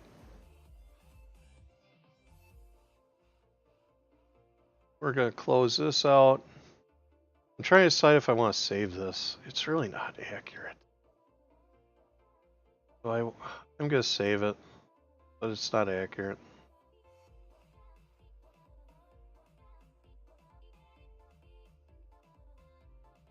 I should have changed the name to 2012. That way I know.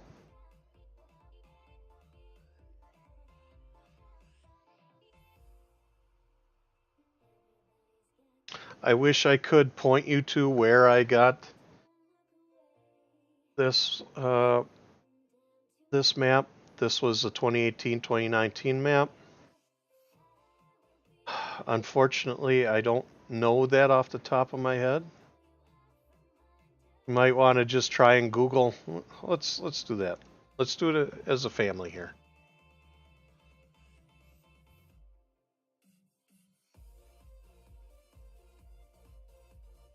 You see ATV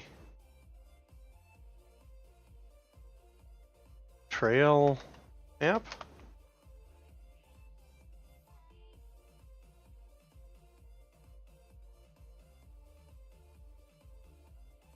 Boy, we're not doing great here.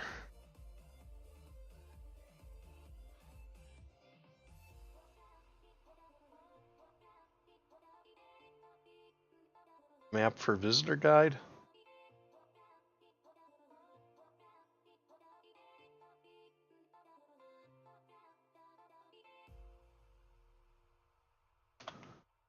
See if that narrows it down.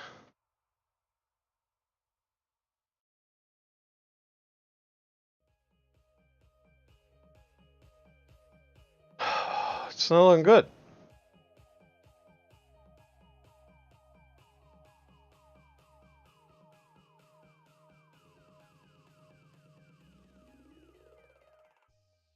Well, squad, I have no clue how I found that map.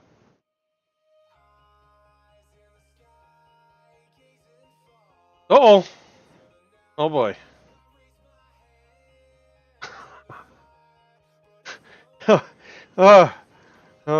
Oh my goodness. Okay. All right. I think we're okay. We're okay. All right, that was scary.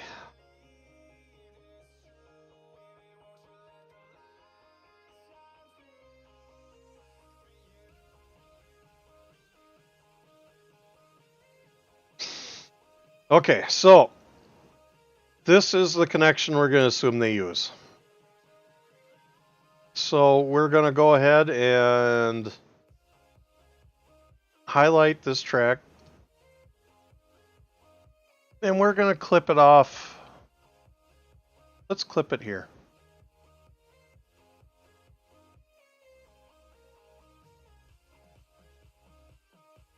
And we're going to remove that section. Now, before I get crazy, I think I've cleaned this up in the past already.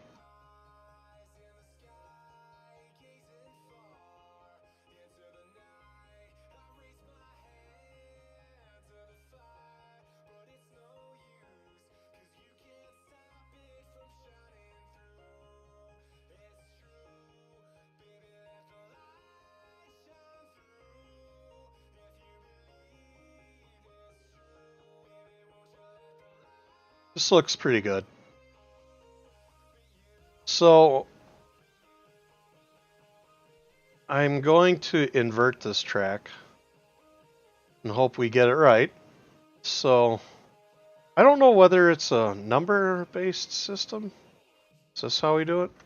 Let's see what it does when I...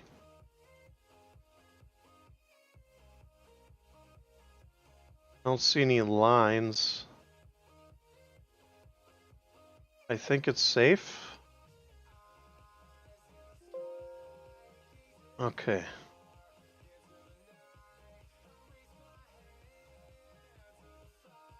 So now,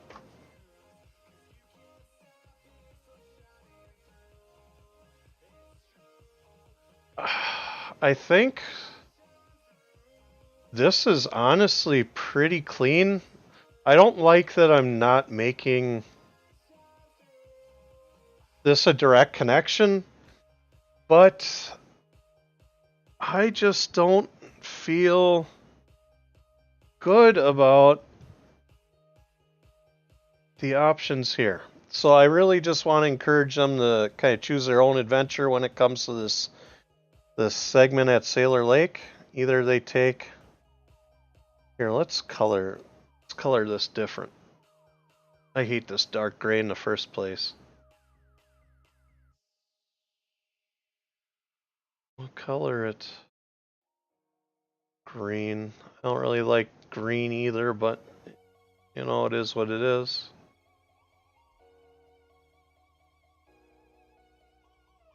So this stuff, it seems really obvious on the computer screen here. You know, the separation of the greens, but sometimes it can be harder to see on the GPS. So I don't know what GPS these folks are using. So also, you know, just so you're aware, when these pack up into a Gpx file. So what you do is you go to export, and we won't do it yet, but see, it's a Gpx. And a lot of your cell phone GPS systems will accept a Gpx file. So you should be able to load this onto your phone and point your, you know, for instance, the one I use is Oryx Maps on my phone.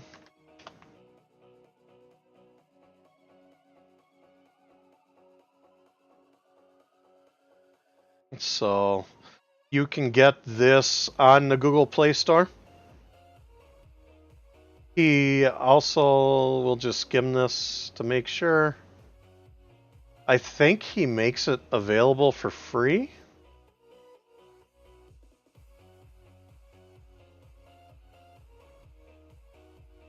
Yes.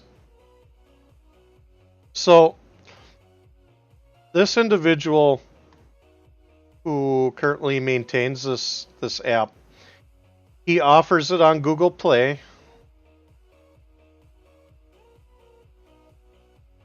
And I already have it. I bought it. I tried the free version, and then I liked it so much I just bought it. The guy has done an incredible job. It's honestly probably better than most of the GPSs out there. So when you couple this with something like a tablet or something, this is actually an incredible resource.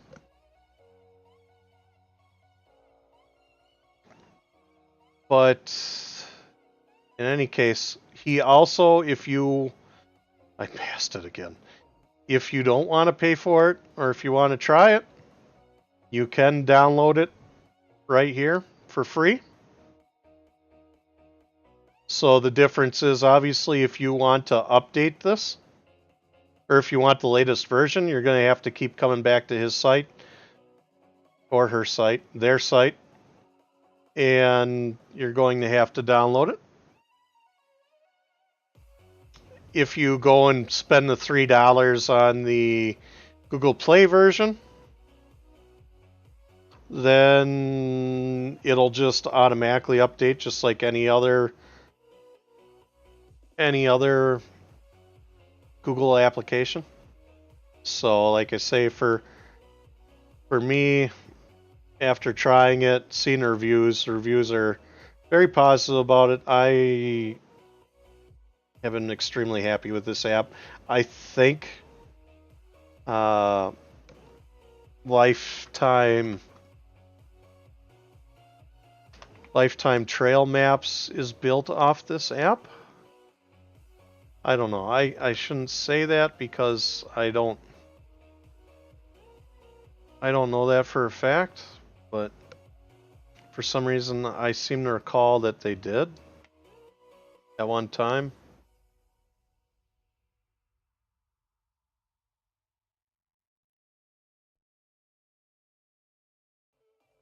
I don't know.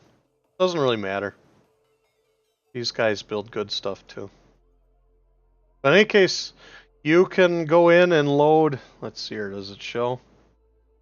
Yeah, you can load your tracks through Oryx Maps, and it accepts GPX tracks. So it doesn't show the file type, but these are probably GPX.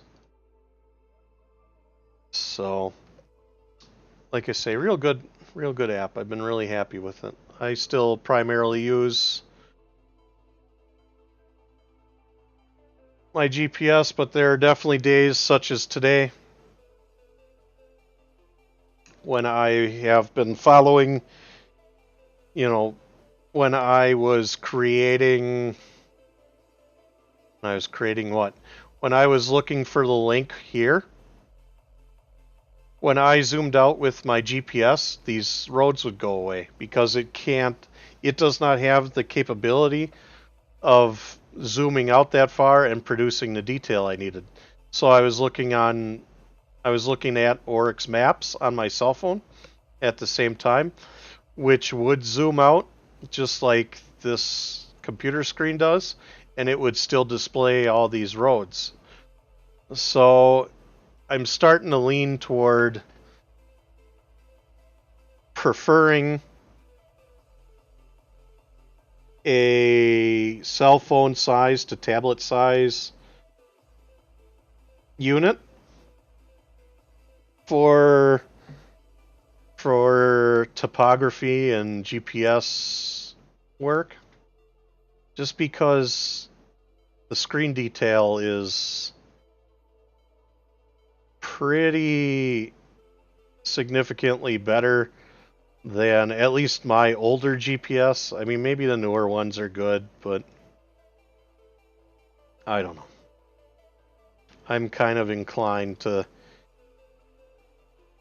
think that Garmin is probably not going to beat Samsung in screen quality. I doubt they order that good of screens. So, what are we doing now? We kind of want to take this track. I kind of want to color it different. What we used? We've used red. We've got green. We're going to go with cyan because it's distinct enough from the dark blue of the lakes. It kind of tends to look like the rivers. I don't like that. See how it kind of blends? On the GPS, it tends to look a little similar.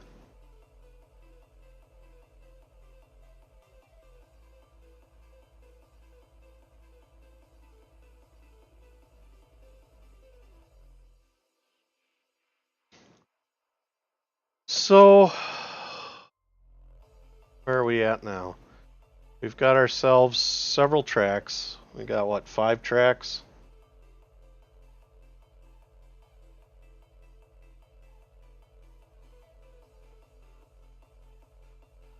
Now, I talked about before,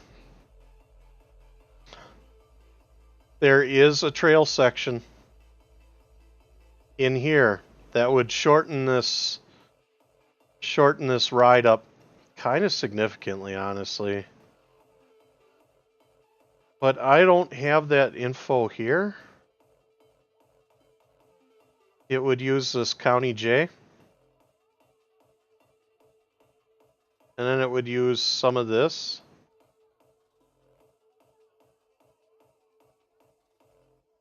But I don't really...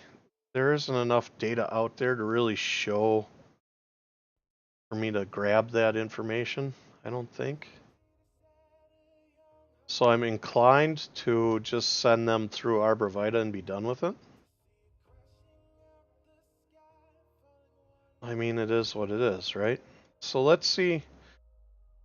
I think if we do this, we can total up the mileage. Or can't we? I guess we can't. So we're going to have to do... So this track is 80.3.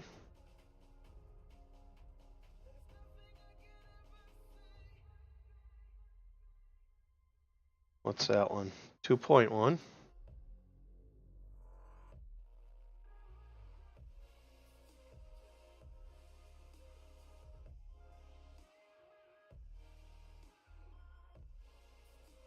Is this 48.6?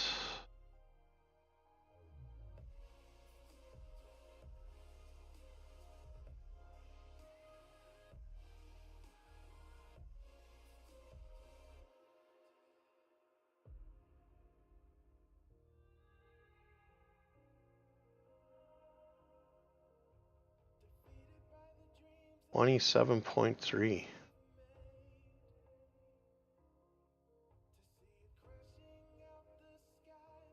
So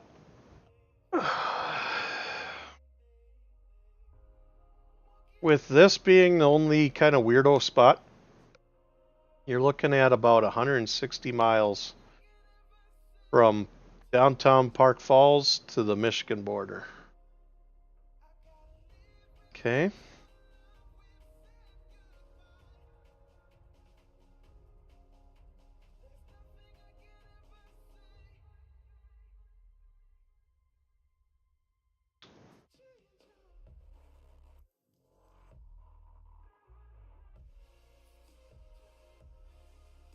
So now I did that, right? So we're going to rename these tracks quick before we're going to call this one Park Falls to Sailor Lake Campground.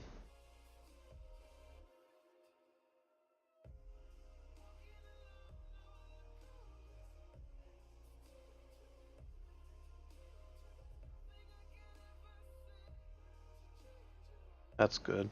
Call it Park Falls to Sailor Lake.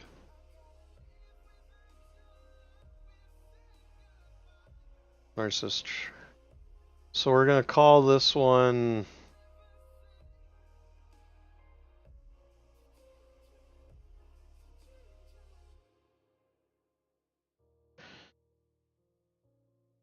Highway 51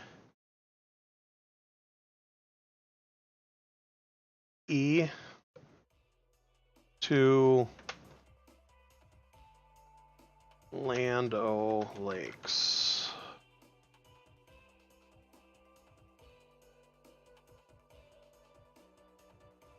Okay.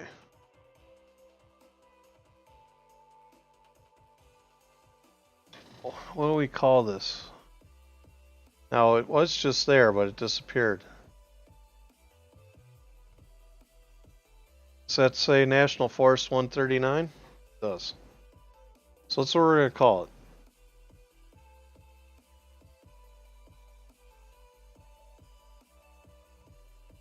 Should we call it NFR? We'll call it, there we go, 139.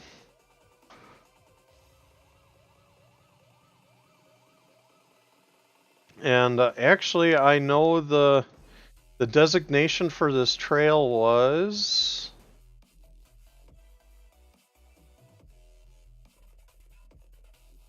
Here, let's go ahead and highlight this.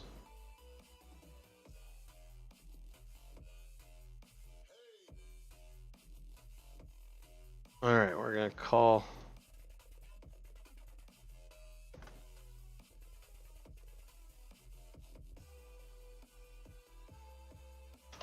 We don't need to call it that. We'll call it Trail.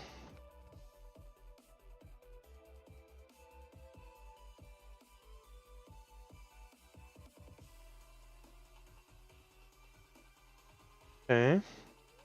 Now what we have left, we have this track. So what do we want to call this track? We'll call this Sailor Lake to 51 West. Maybe?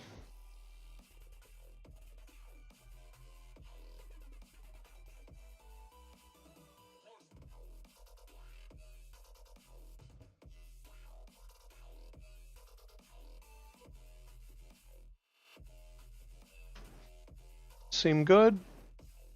I think so.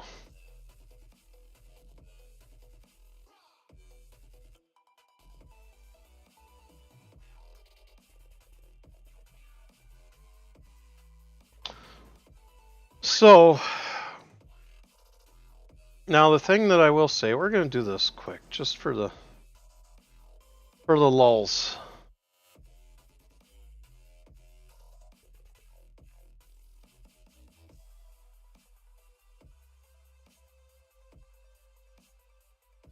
So, we're going to kind of do this backwards. So this is, how many miles? 14.6 miles? Boy, it seems longer than that.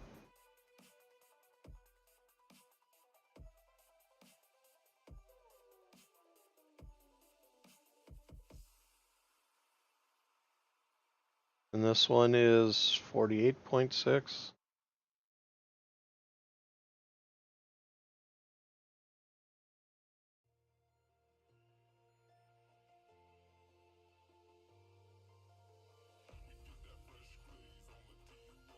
And that one's 0.7.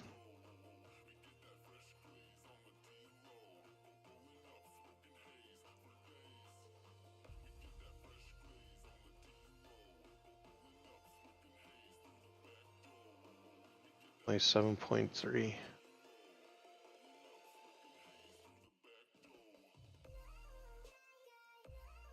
So, something that I'm going to warn you, your viewer, if you ever are to take this run, and there might be shortcuts in here,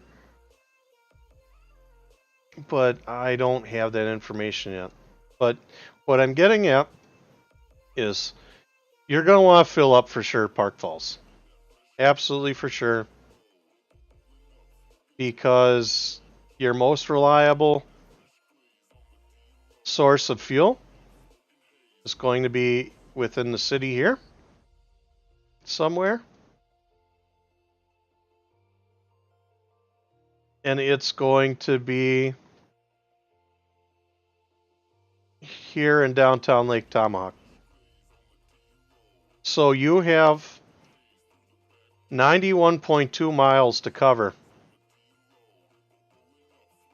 between Lake Tomahawk and Park Falls. So you're going to want to be really watching your fuel if you're going to make this trek. So, you know, depending on the machine, maybe you won't have trouble. But, and there, you know, to that point, there, you're not going to find a whole lot, like I say, out here. But there are a couple spots in certain areas where maybe you'll come across fuel. Most of it's going to be in this area, though, I think. Where are we at? Here, Round Lake area. I think, is this shady? I'm pretty sure it's not listing the road name, but I think this is shady. So around in here, these bars, I think you've got Moose Jaw somewhere in here. These bars a lot of times have fuel, but that said, you can't always depend on that. So I guess I don't feel comfortable depending on it.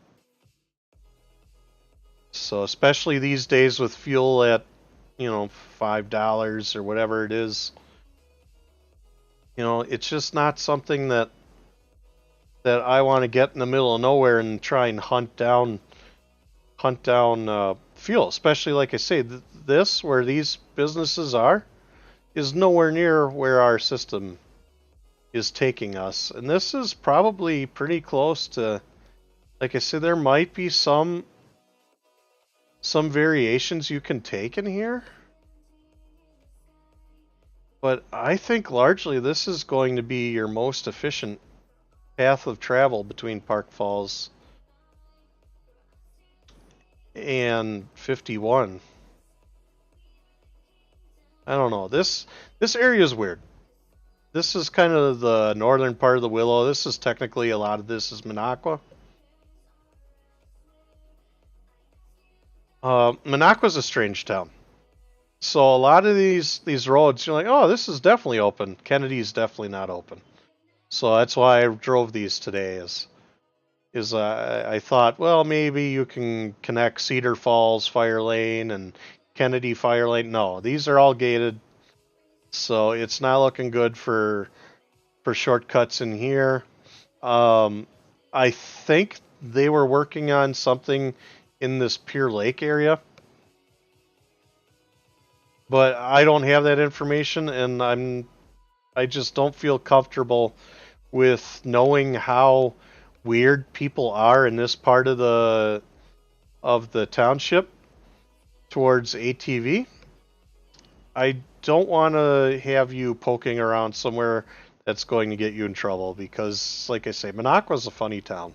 So you get in the Willow and they're kind of more easygoing down a Lynn, but for whatever reason, the water's just different here. So now before I forget, I want to undo what I did here. Hopefully that corrected it. Okay, so this track is now reconnected.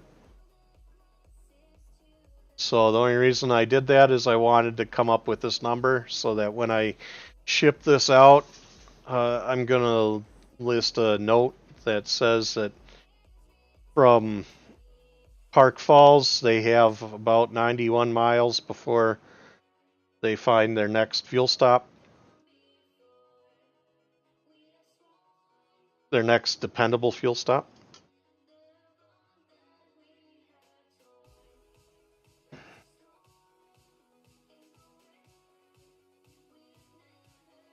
So, okay. We've got, our track is essentially done. I think I'm happy with it. But now what I want to do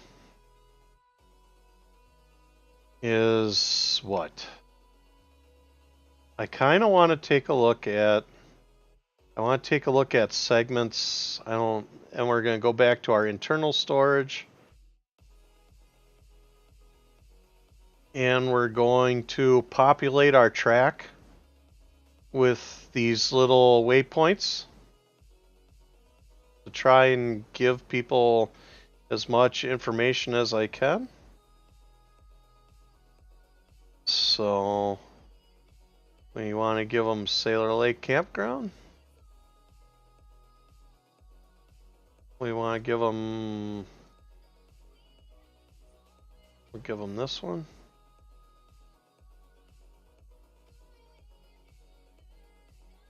Sailor Lake Picnic Area.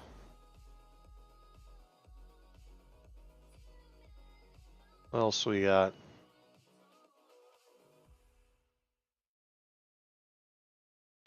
Got this one.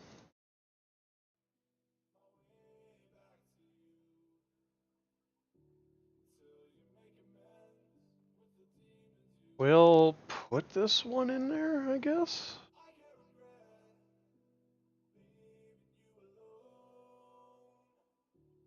I missed this one.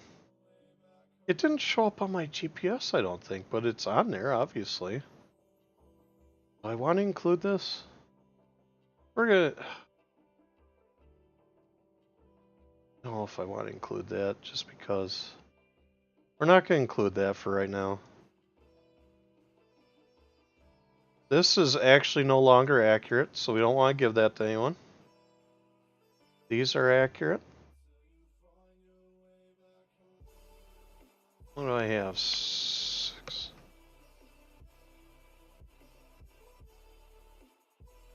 Where's that one at? RIP camera.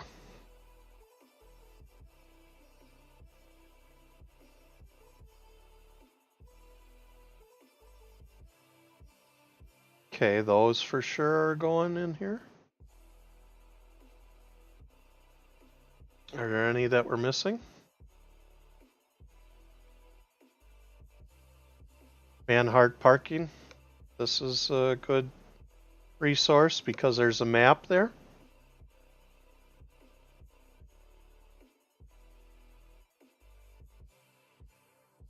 Alright.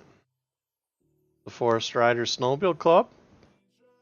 You enjoy snowmobiling in here? These guys do a lot of hard work to keep these trails up.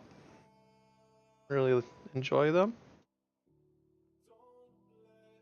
So if you ever find a Drift HD, please get a hold of me because it's somewhere right around in between this spot and this spot. So, and that has my first snow bike ride on it. I'd sure love to have that footage. That was a sad day. Alright, so here's our split. In Rocky Run, there's, it's all roads in here, so there's not going to be a whole lot of useful info up until Lake Tomahawk here. So we've got Lake Tom parking. So we'll get that in there.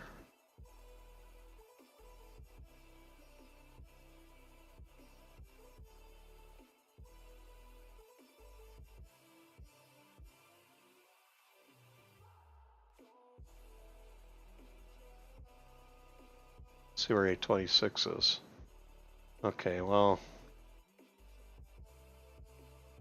826 doesn't really help us in this situation.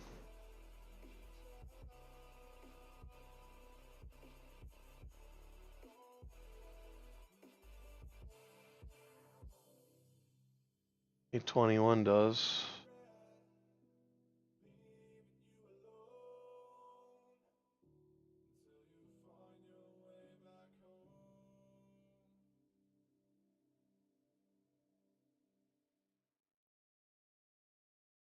I need to change the name on that. I don't like the... I don't know, we don't have to, but...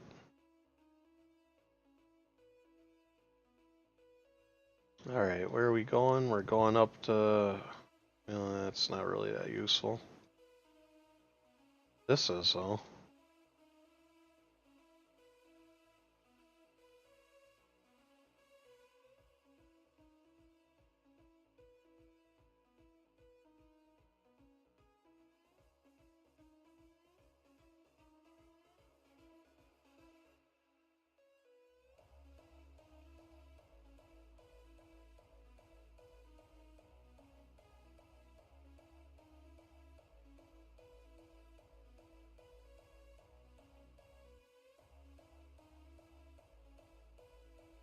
Alright. This... we got that.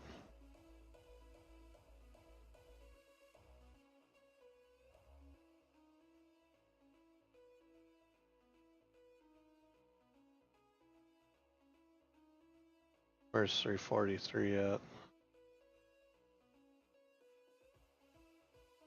Nope, that one's not useful.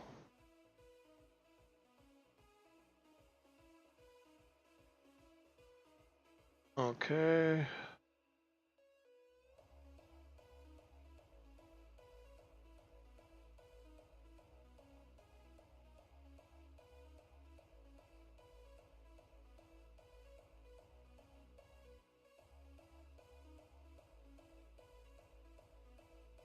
I wish they would...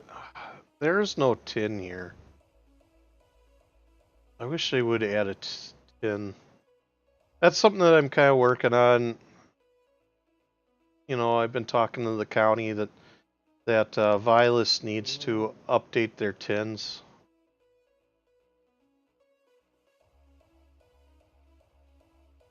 Because there's a lot of trail sections, especially with the ATV system coming online, that just aren't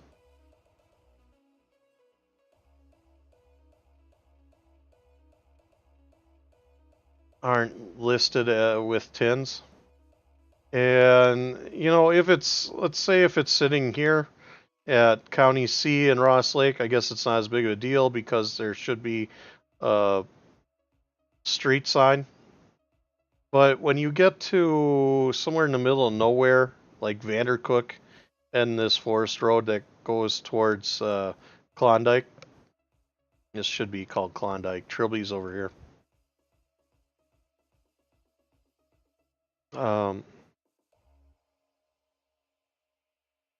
When you get somewhere out in the middle of nowhere like this, really, you should have a tin. It's just, you know, I don't even know if that should be my opinion. That's kind of, I think that's pretty factual that there are road signs here, but now there are road signs here. There haven't always been.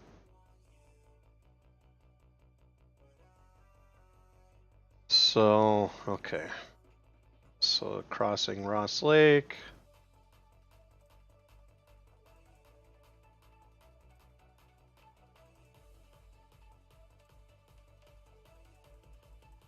Like I say, I think it's kind of weird personally that there's no tin here, but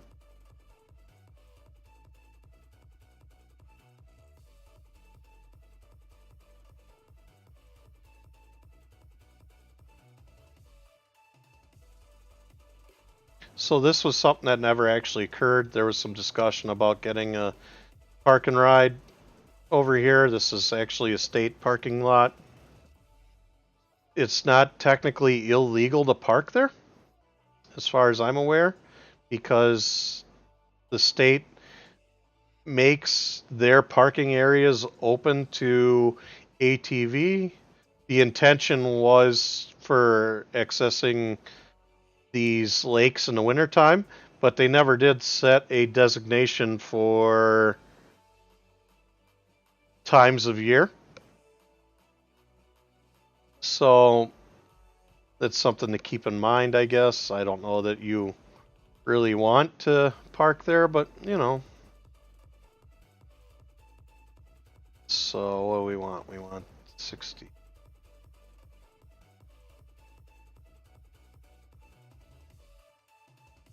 I feel like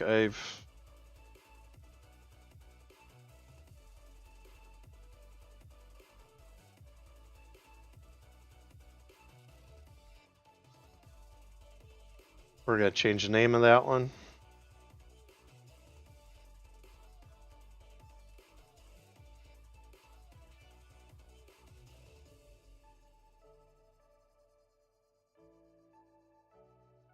So like I say, just little nuggets of information that'll help people out here. So here we got a couple. So this is the park and ride area over in Saint Germain. With all the roads being open, you don't see a lot of people use them, but once in a while. If you want to skip some asphalt riding, although Muskellunge is all dirt, it's actually kind of a fun little road. Or it's mostly dirt. Isn't it? Or is it just dirt here? I don't recall. I don't remember if it... I don't know. It doesn't really matter, I guess, huh? But,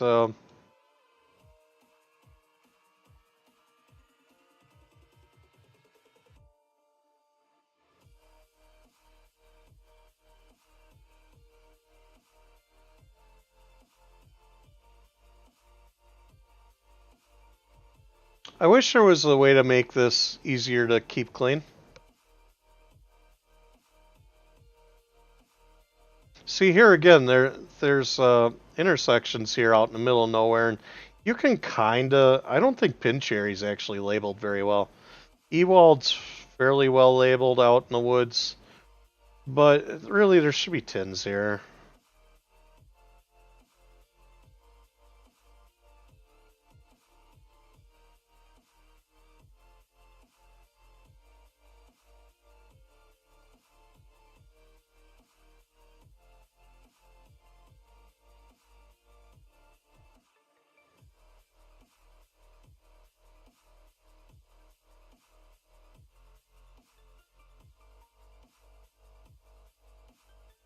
I should almost change this. This is actually Boot Creek.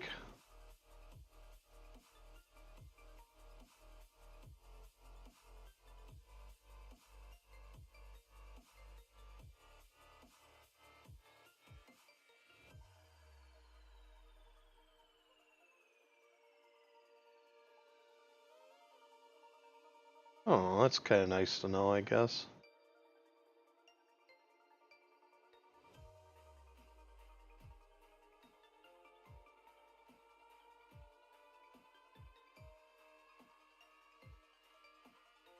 Technically, this is no longer accurate. Technically, it should be right here.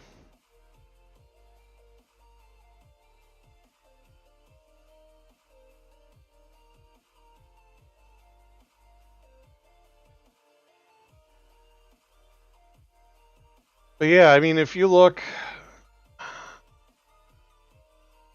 down Deep Lake here, I mean, none of this, there are no tins.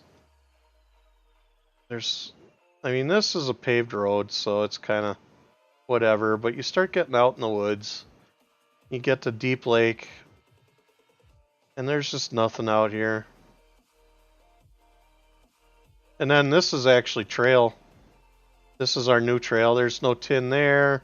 There's no tin here at Mathwig. There's no tin where it comes in contact with Buckataben Creek Trail. There's a tin out in the middle of nowhere here. This is where the snowmobile trail goes, I believe. So, but that, you know, these are just things that, in my opinion, should really get corrected.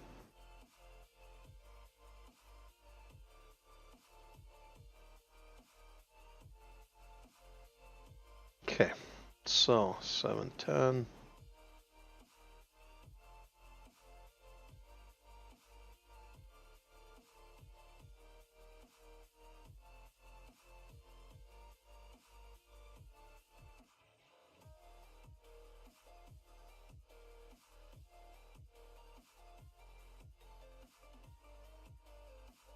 Let's go ahead and add those.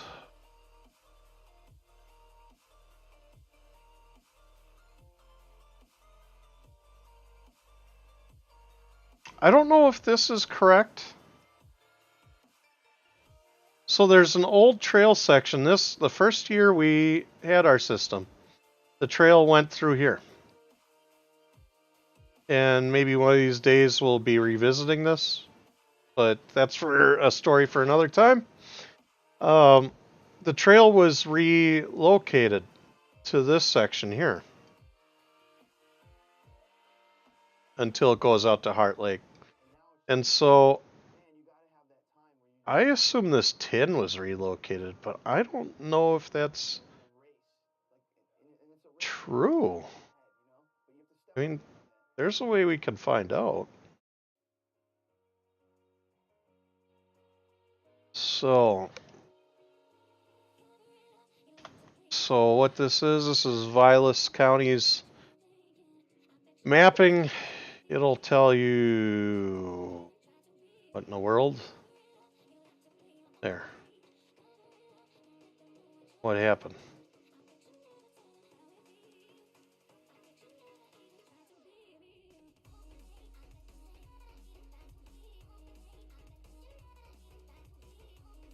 Okay. They changed it up on me, so it's a little... We're learning things, right? We don't need to know. I mean, maybe you do. I don't need to read that. So, Plum Lake. Tamarack Creek. This is our... We've got our motorcycle single track somewhere in here. That's what? Somewhere up in here? So Landover dual sporters. So here's Heart Lake. Here's as you can see, this is a corrected trail. So there's tin 714. It appears it has been relocated to correct that.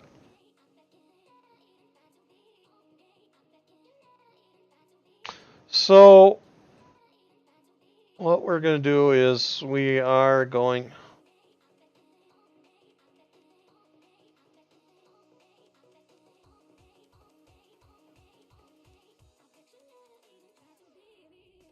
Has it been corrected? Or have they not corrected this?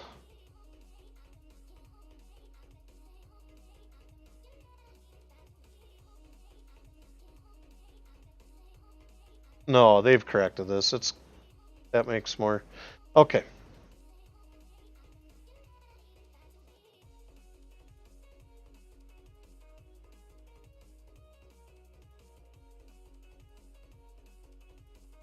So what we're going to do eventually is we'll take this tin and we'll relocate it over here. So again, this trail section I believe got moved. I think we just used to use Heart Lake, Rummels. And then we started using this trail section, but again, there's no tin for any of this stuff.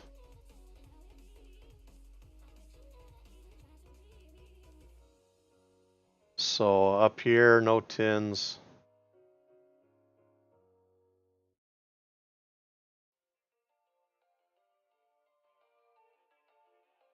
Kind of amazed there's no tins in there. I feel like there's. Boy, I would have marked them. Unless I didn't see them.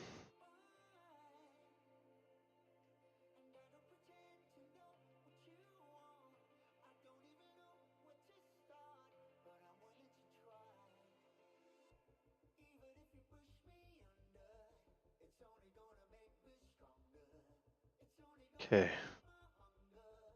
I don't know, we need to be telling everyone where the Land O'Lakes gas is.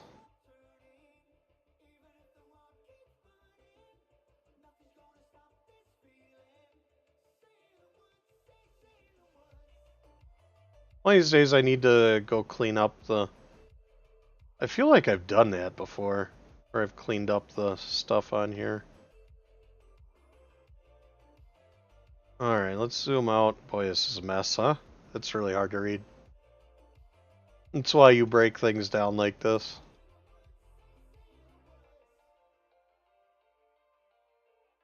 Alright, we're gonna change this. We're gonna change name on some of these things. Interestingly, it doesn't show that. We're gonna swap it out to there. See, you can... Boy, that's hard to read, but... In any case, it's telling you this is Boot Creek, so we're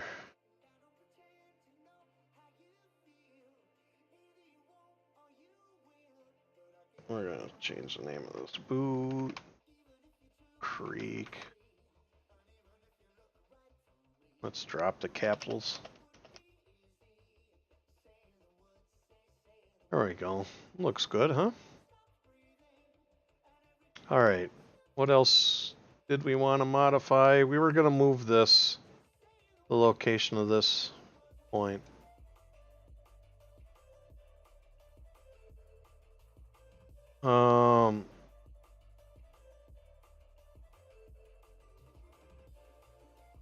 Because really it goes right here. That's actually the correct location.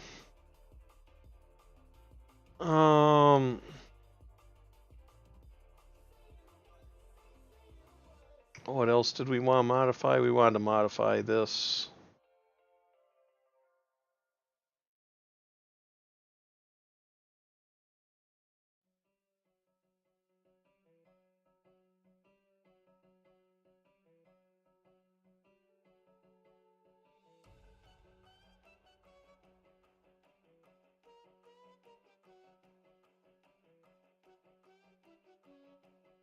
Okay, that looks good.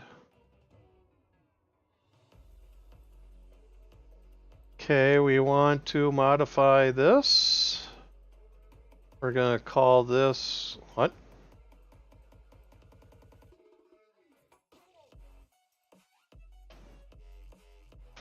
We'll call this, what, VC for Vilas County.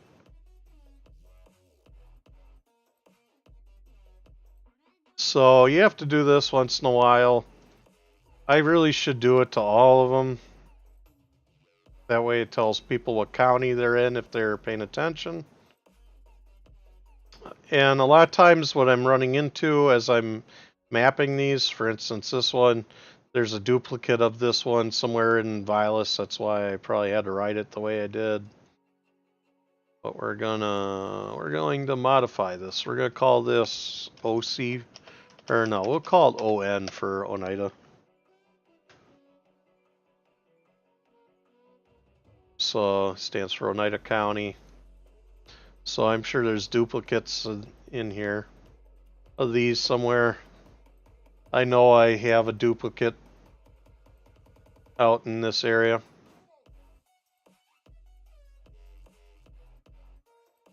Oh, I hate this. See, that's why I don't like using the red. See how it blends in with that, with the highway here?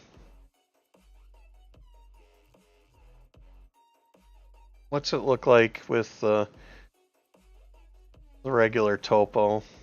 I guess it's not so bad.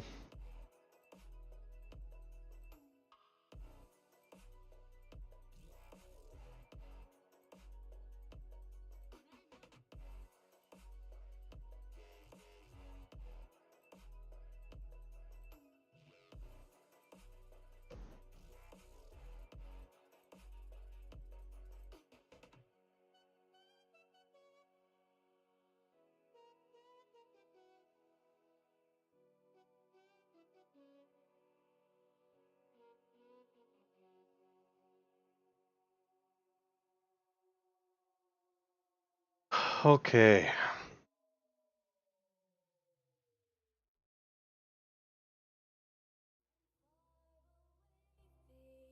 Let's put, man, I don't know. Do I need to?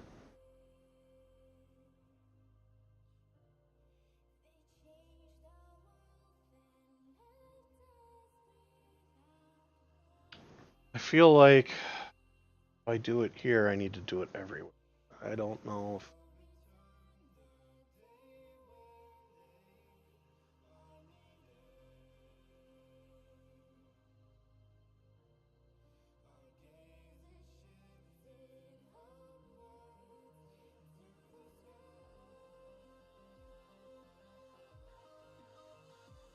Do I really want to go there?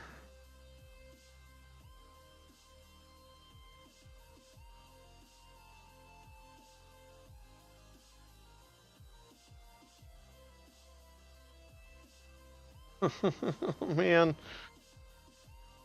I'm really. Oh, I wanted to change the name of this.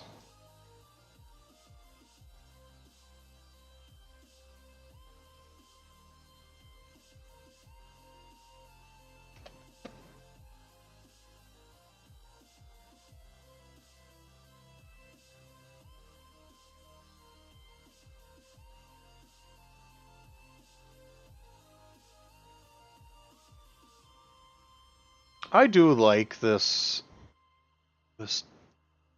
topo when it's loaded into the computer. I really don't care for it though on the GPS.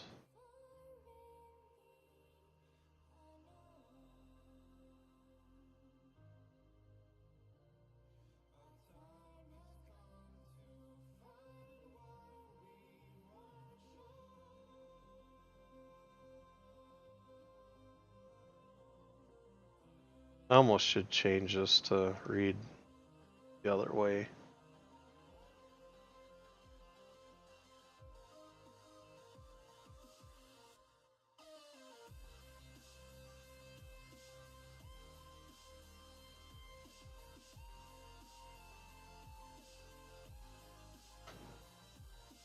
It's called border.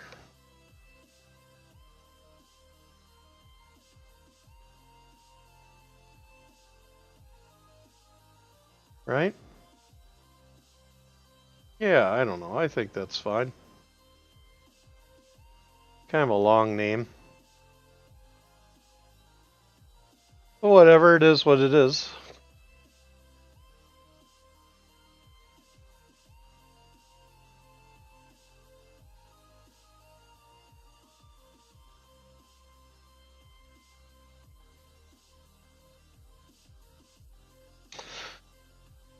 Oh, man.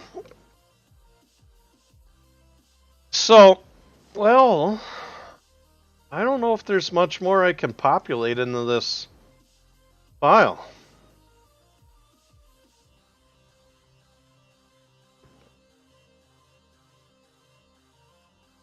See if there's anything.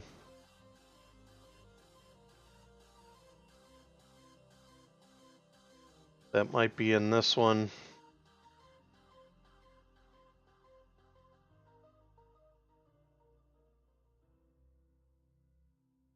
Not really. Okay.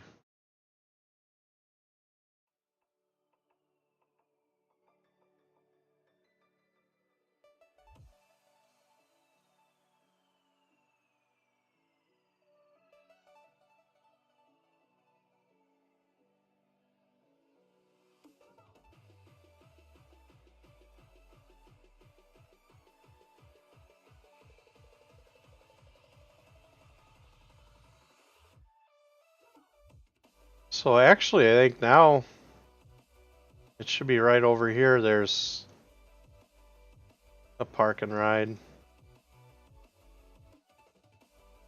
I think there's bathrooms here? I'm tempted to add a point. But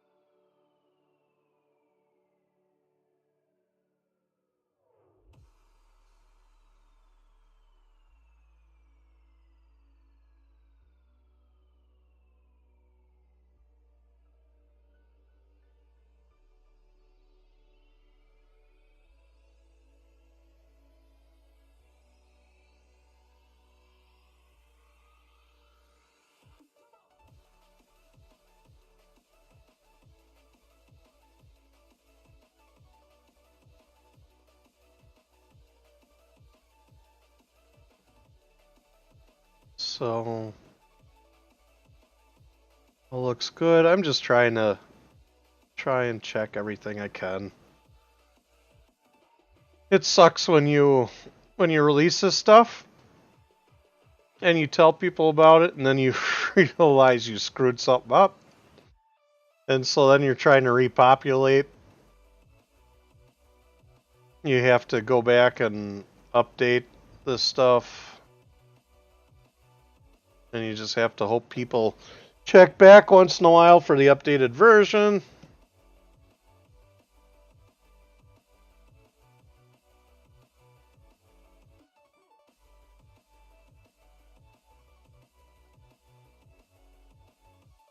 And, you know, who knows if they do. You can hope, but you don't want to give them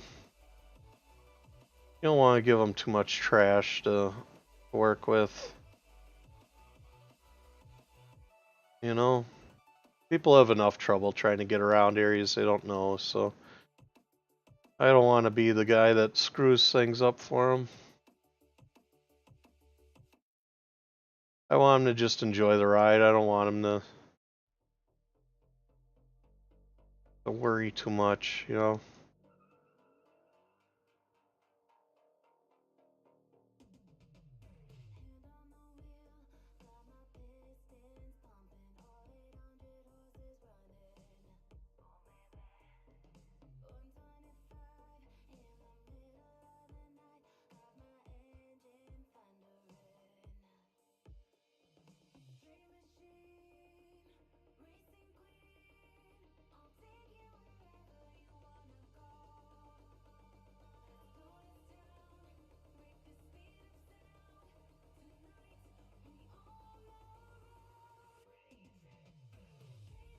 Yeah, this isn't accurate anymore. This, I will say, this kind of sucks with the internal storage for the GPS specifically. When you're putting it into this program, you can't delete it. So I have to go into the GPS and delete it and hope it actually deletes. If I go on the See, if I go here, this is on the SD card. I believe this I can delete, so I can delete it on there, but it's still going to show up on the internal storage. So I guess I have to go in there and sit down and delete it one of these days. But, you know, it takes me remembering it, you know?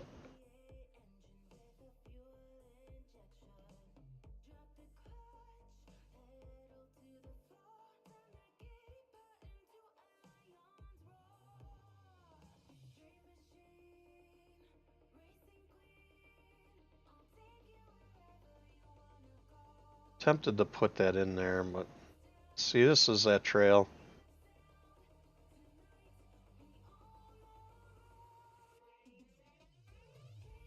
I don't know. We're gonna leave it out. I did that same thing here. This is 136E. This is a little trail here. I don't know where exactly it goes. I marked it myself because one of these days I'll probably ride it.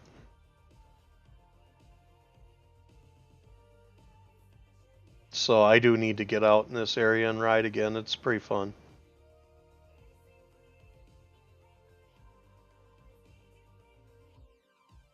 Man, I hope that I'm right here.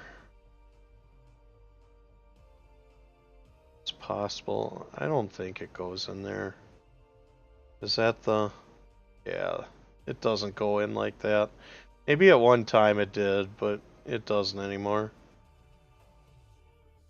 It swings outside of the... It swings outside of the campground.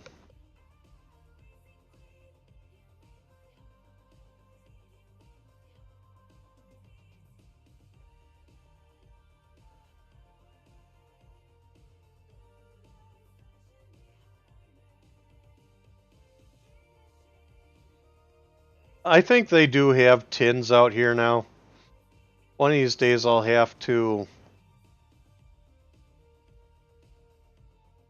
try and record that stuff. The thing that sucks when I'm trying to make videos in newer areas like this, or like down in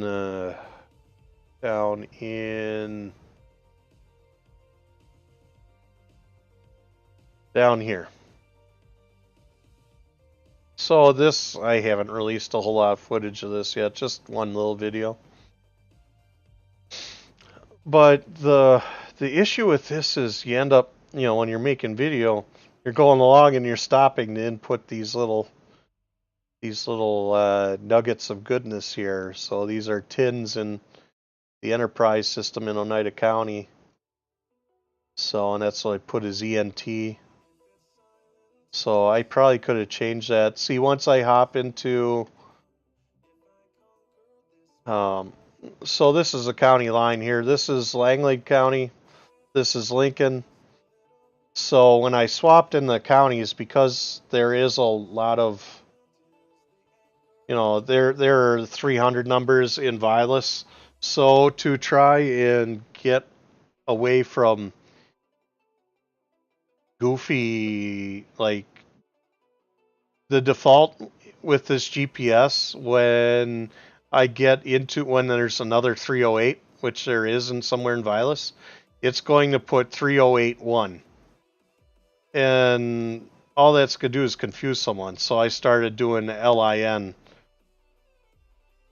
So, and I didn't get into Langlade, but if, assuming Langlade has tins, which I think they do, I'll probably put LAN or LA. So they kind of, I don't know. The Harrison Hill stuff, when you get into here, it gets a little weird. I'm not exactly sure what the story is with this 28. Why it's marked that way when everything else is in the 300s designation, but it was, so I marked it. So there are also, you know, I don't know if I missed a tin or if there just is no tin here, but In any case, you know, again, if you're in these northern counties in Wisconsin, a lot of them use this same tin system for search and rescue purposes, to try and make it as easy as possible for you to highlight where it is that you're at, because it can be a real nightmare trying to first convey, you as someone who's trying to get help, how to convey where you are. And it is hard for someone who's trying to get to you as fast as possible without these numbers, because there's a lot of trails in here. So keep that stuff in mind. I can't stress enough the importance of the tins. Like I say, I wish I had the intersection info for these. I didn't see any when I was around Sailor Lake. There's a trail that goes through here,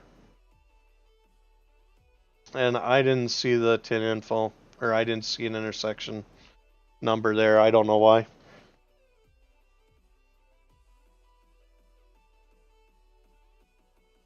So, all right, ladies and gentlemen, I don't know. I think I'm pretty happy with this overall. It's the best that I can give for info right now. It will probably get improved. Man, look at all the lakes, huh? Pretty wild, huh? Go Gpx Lake. That's huge. There's a lot of rivers in the UP. Lots of waterfalls. UP is a really good time. But in any case, so I think we've got all the information we can provide at this point. So now, what happens next?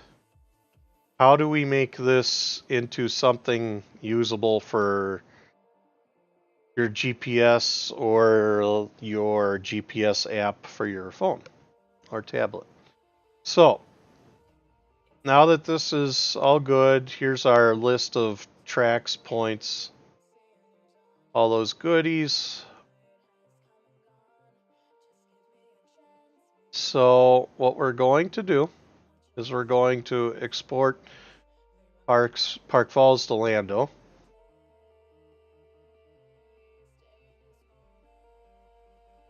I don't know if I want to V1 this or just call it. We should date it at least, so we'll call it 6-6-22, because that allows us to have options in the future for, you know, we can either V2 this or utilize the date. That way people can easily see if it's an updated file. And we're going to put this in our tracks. I think I want to put this.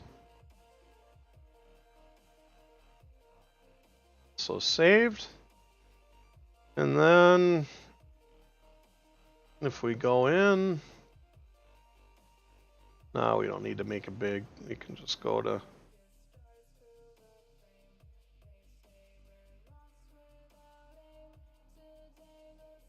where is that? Park Falls. There it is, right here. Okay, so you take that file and we go and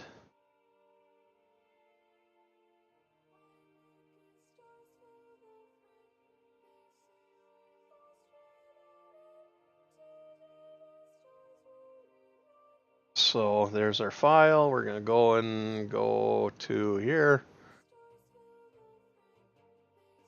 There's GPX. And you're going to take your GPX and you're going to copy it to your SD card. And this SD card is 1,000,000 years old, so it actually takes a second. And now when we open up our GPS, you'll be able to open, it's probably going to open all the different tracks. So I wish I could show that to you easily. Unfortunately, I don't have a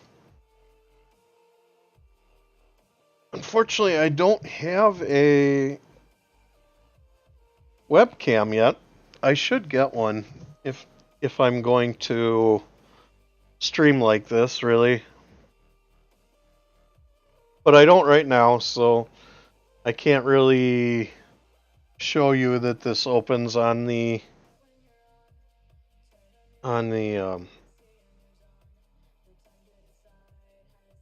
GPS. I'm trying to think.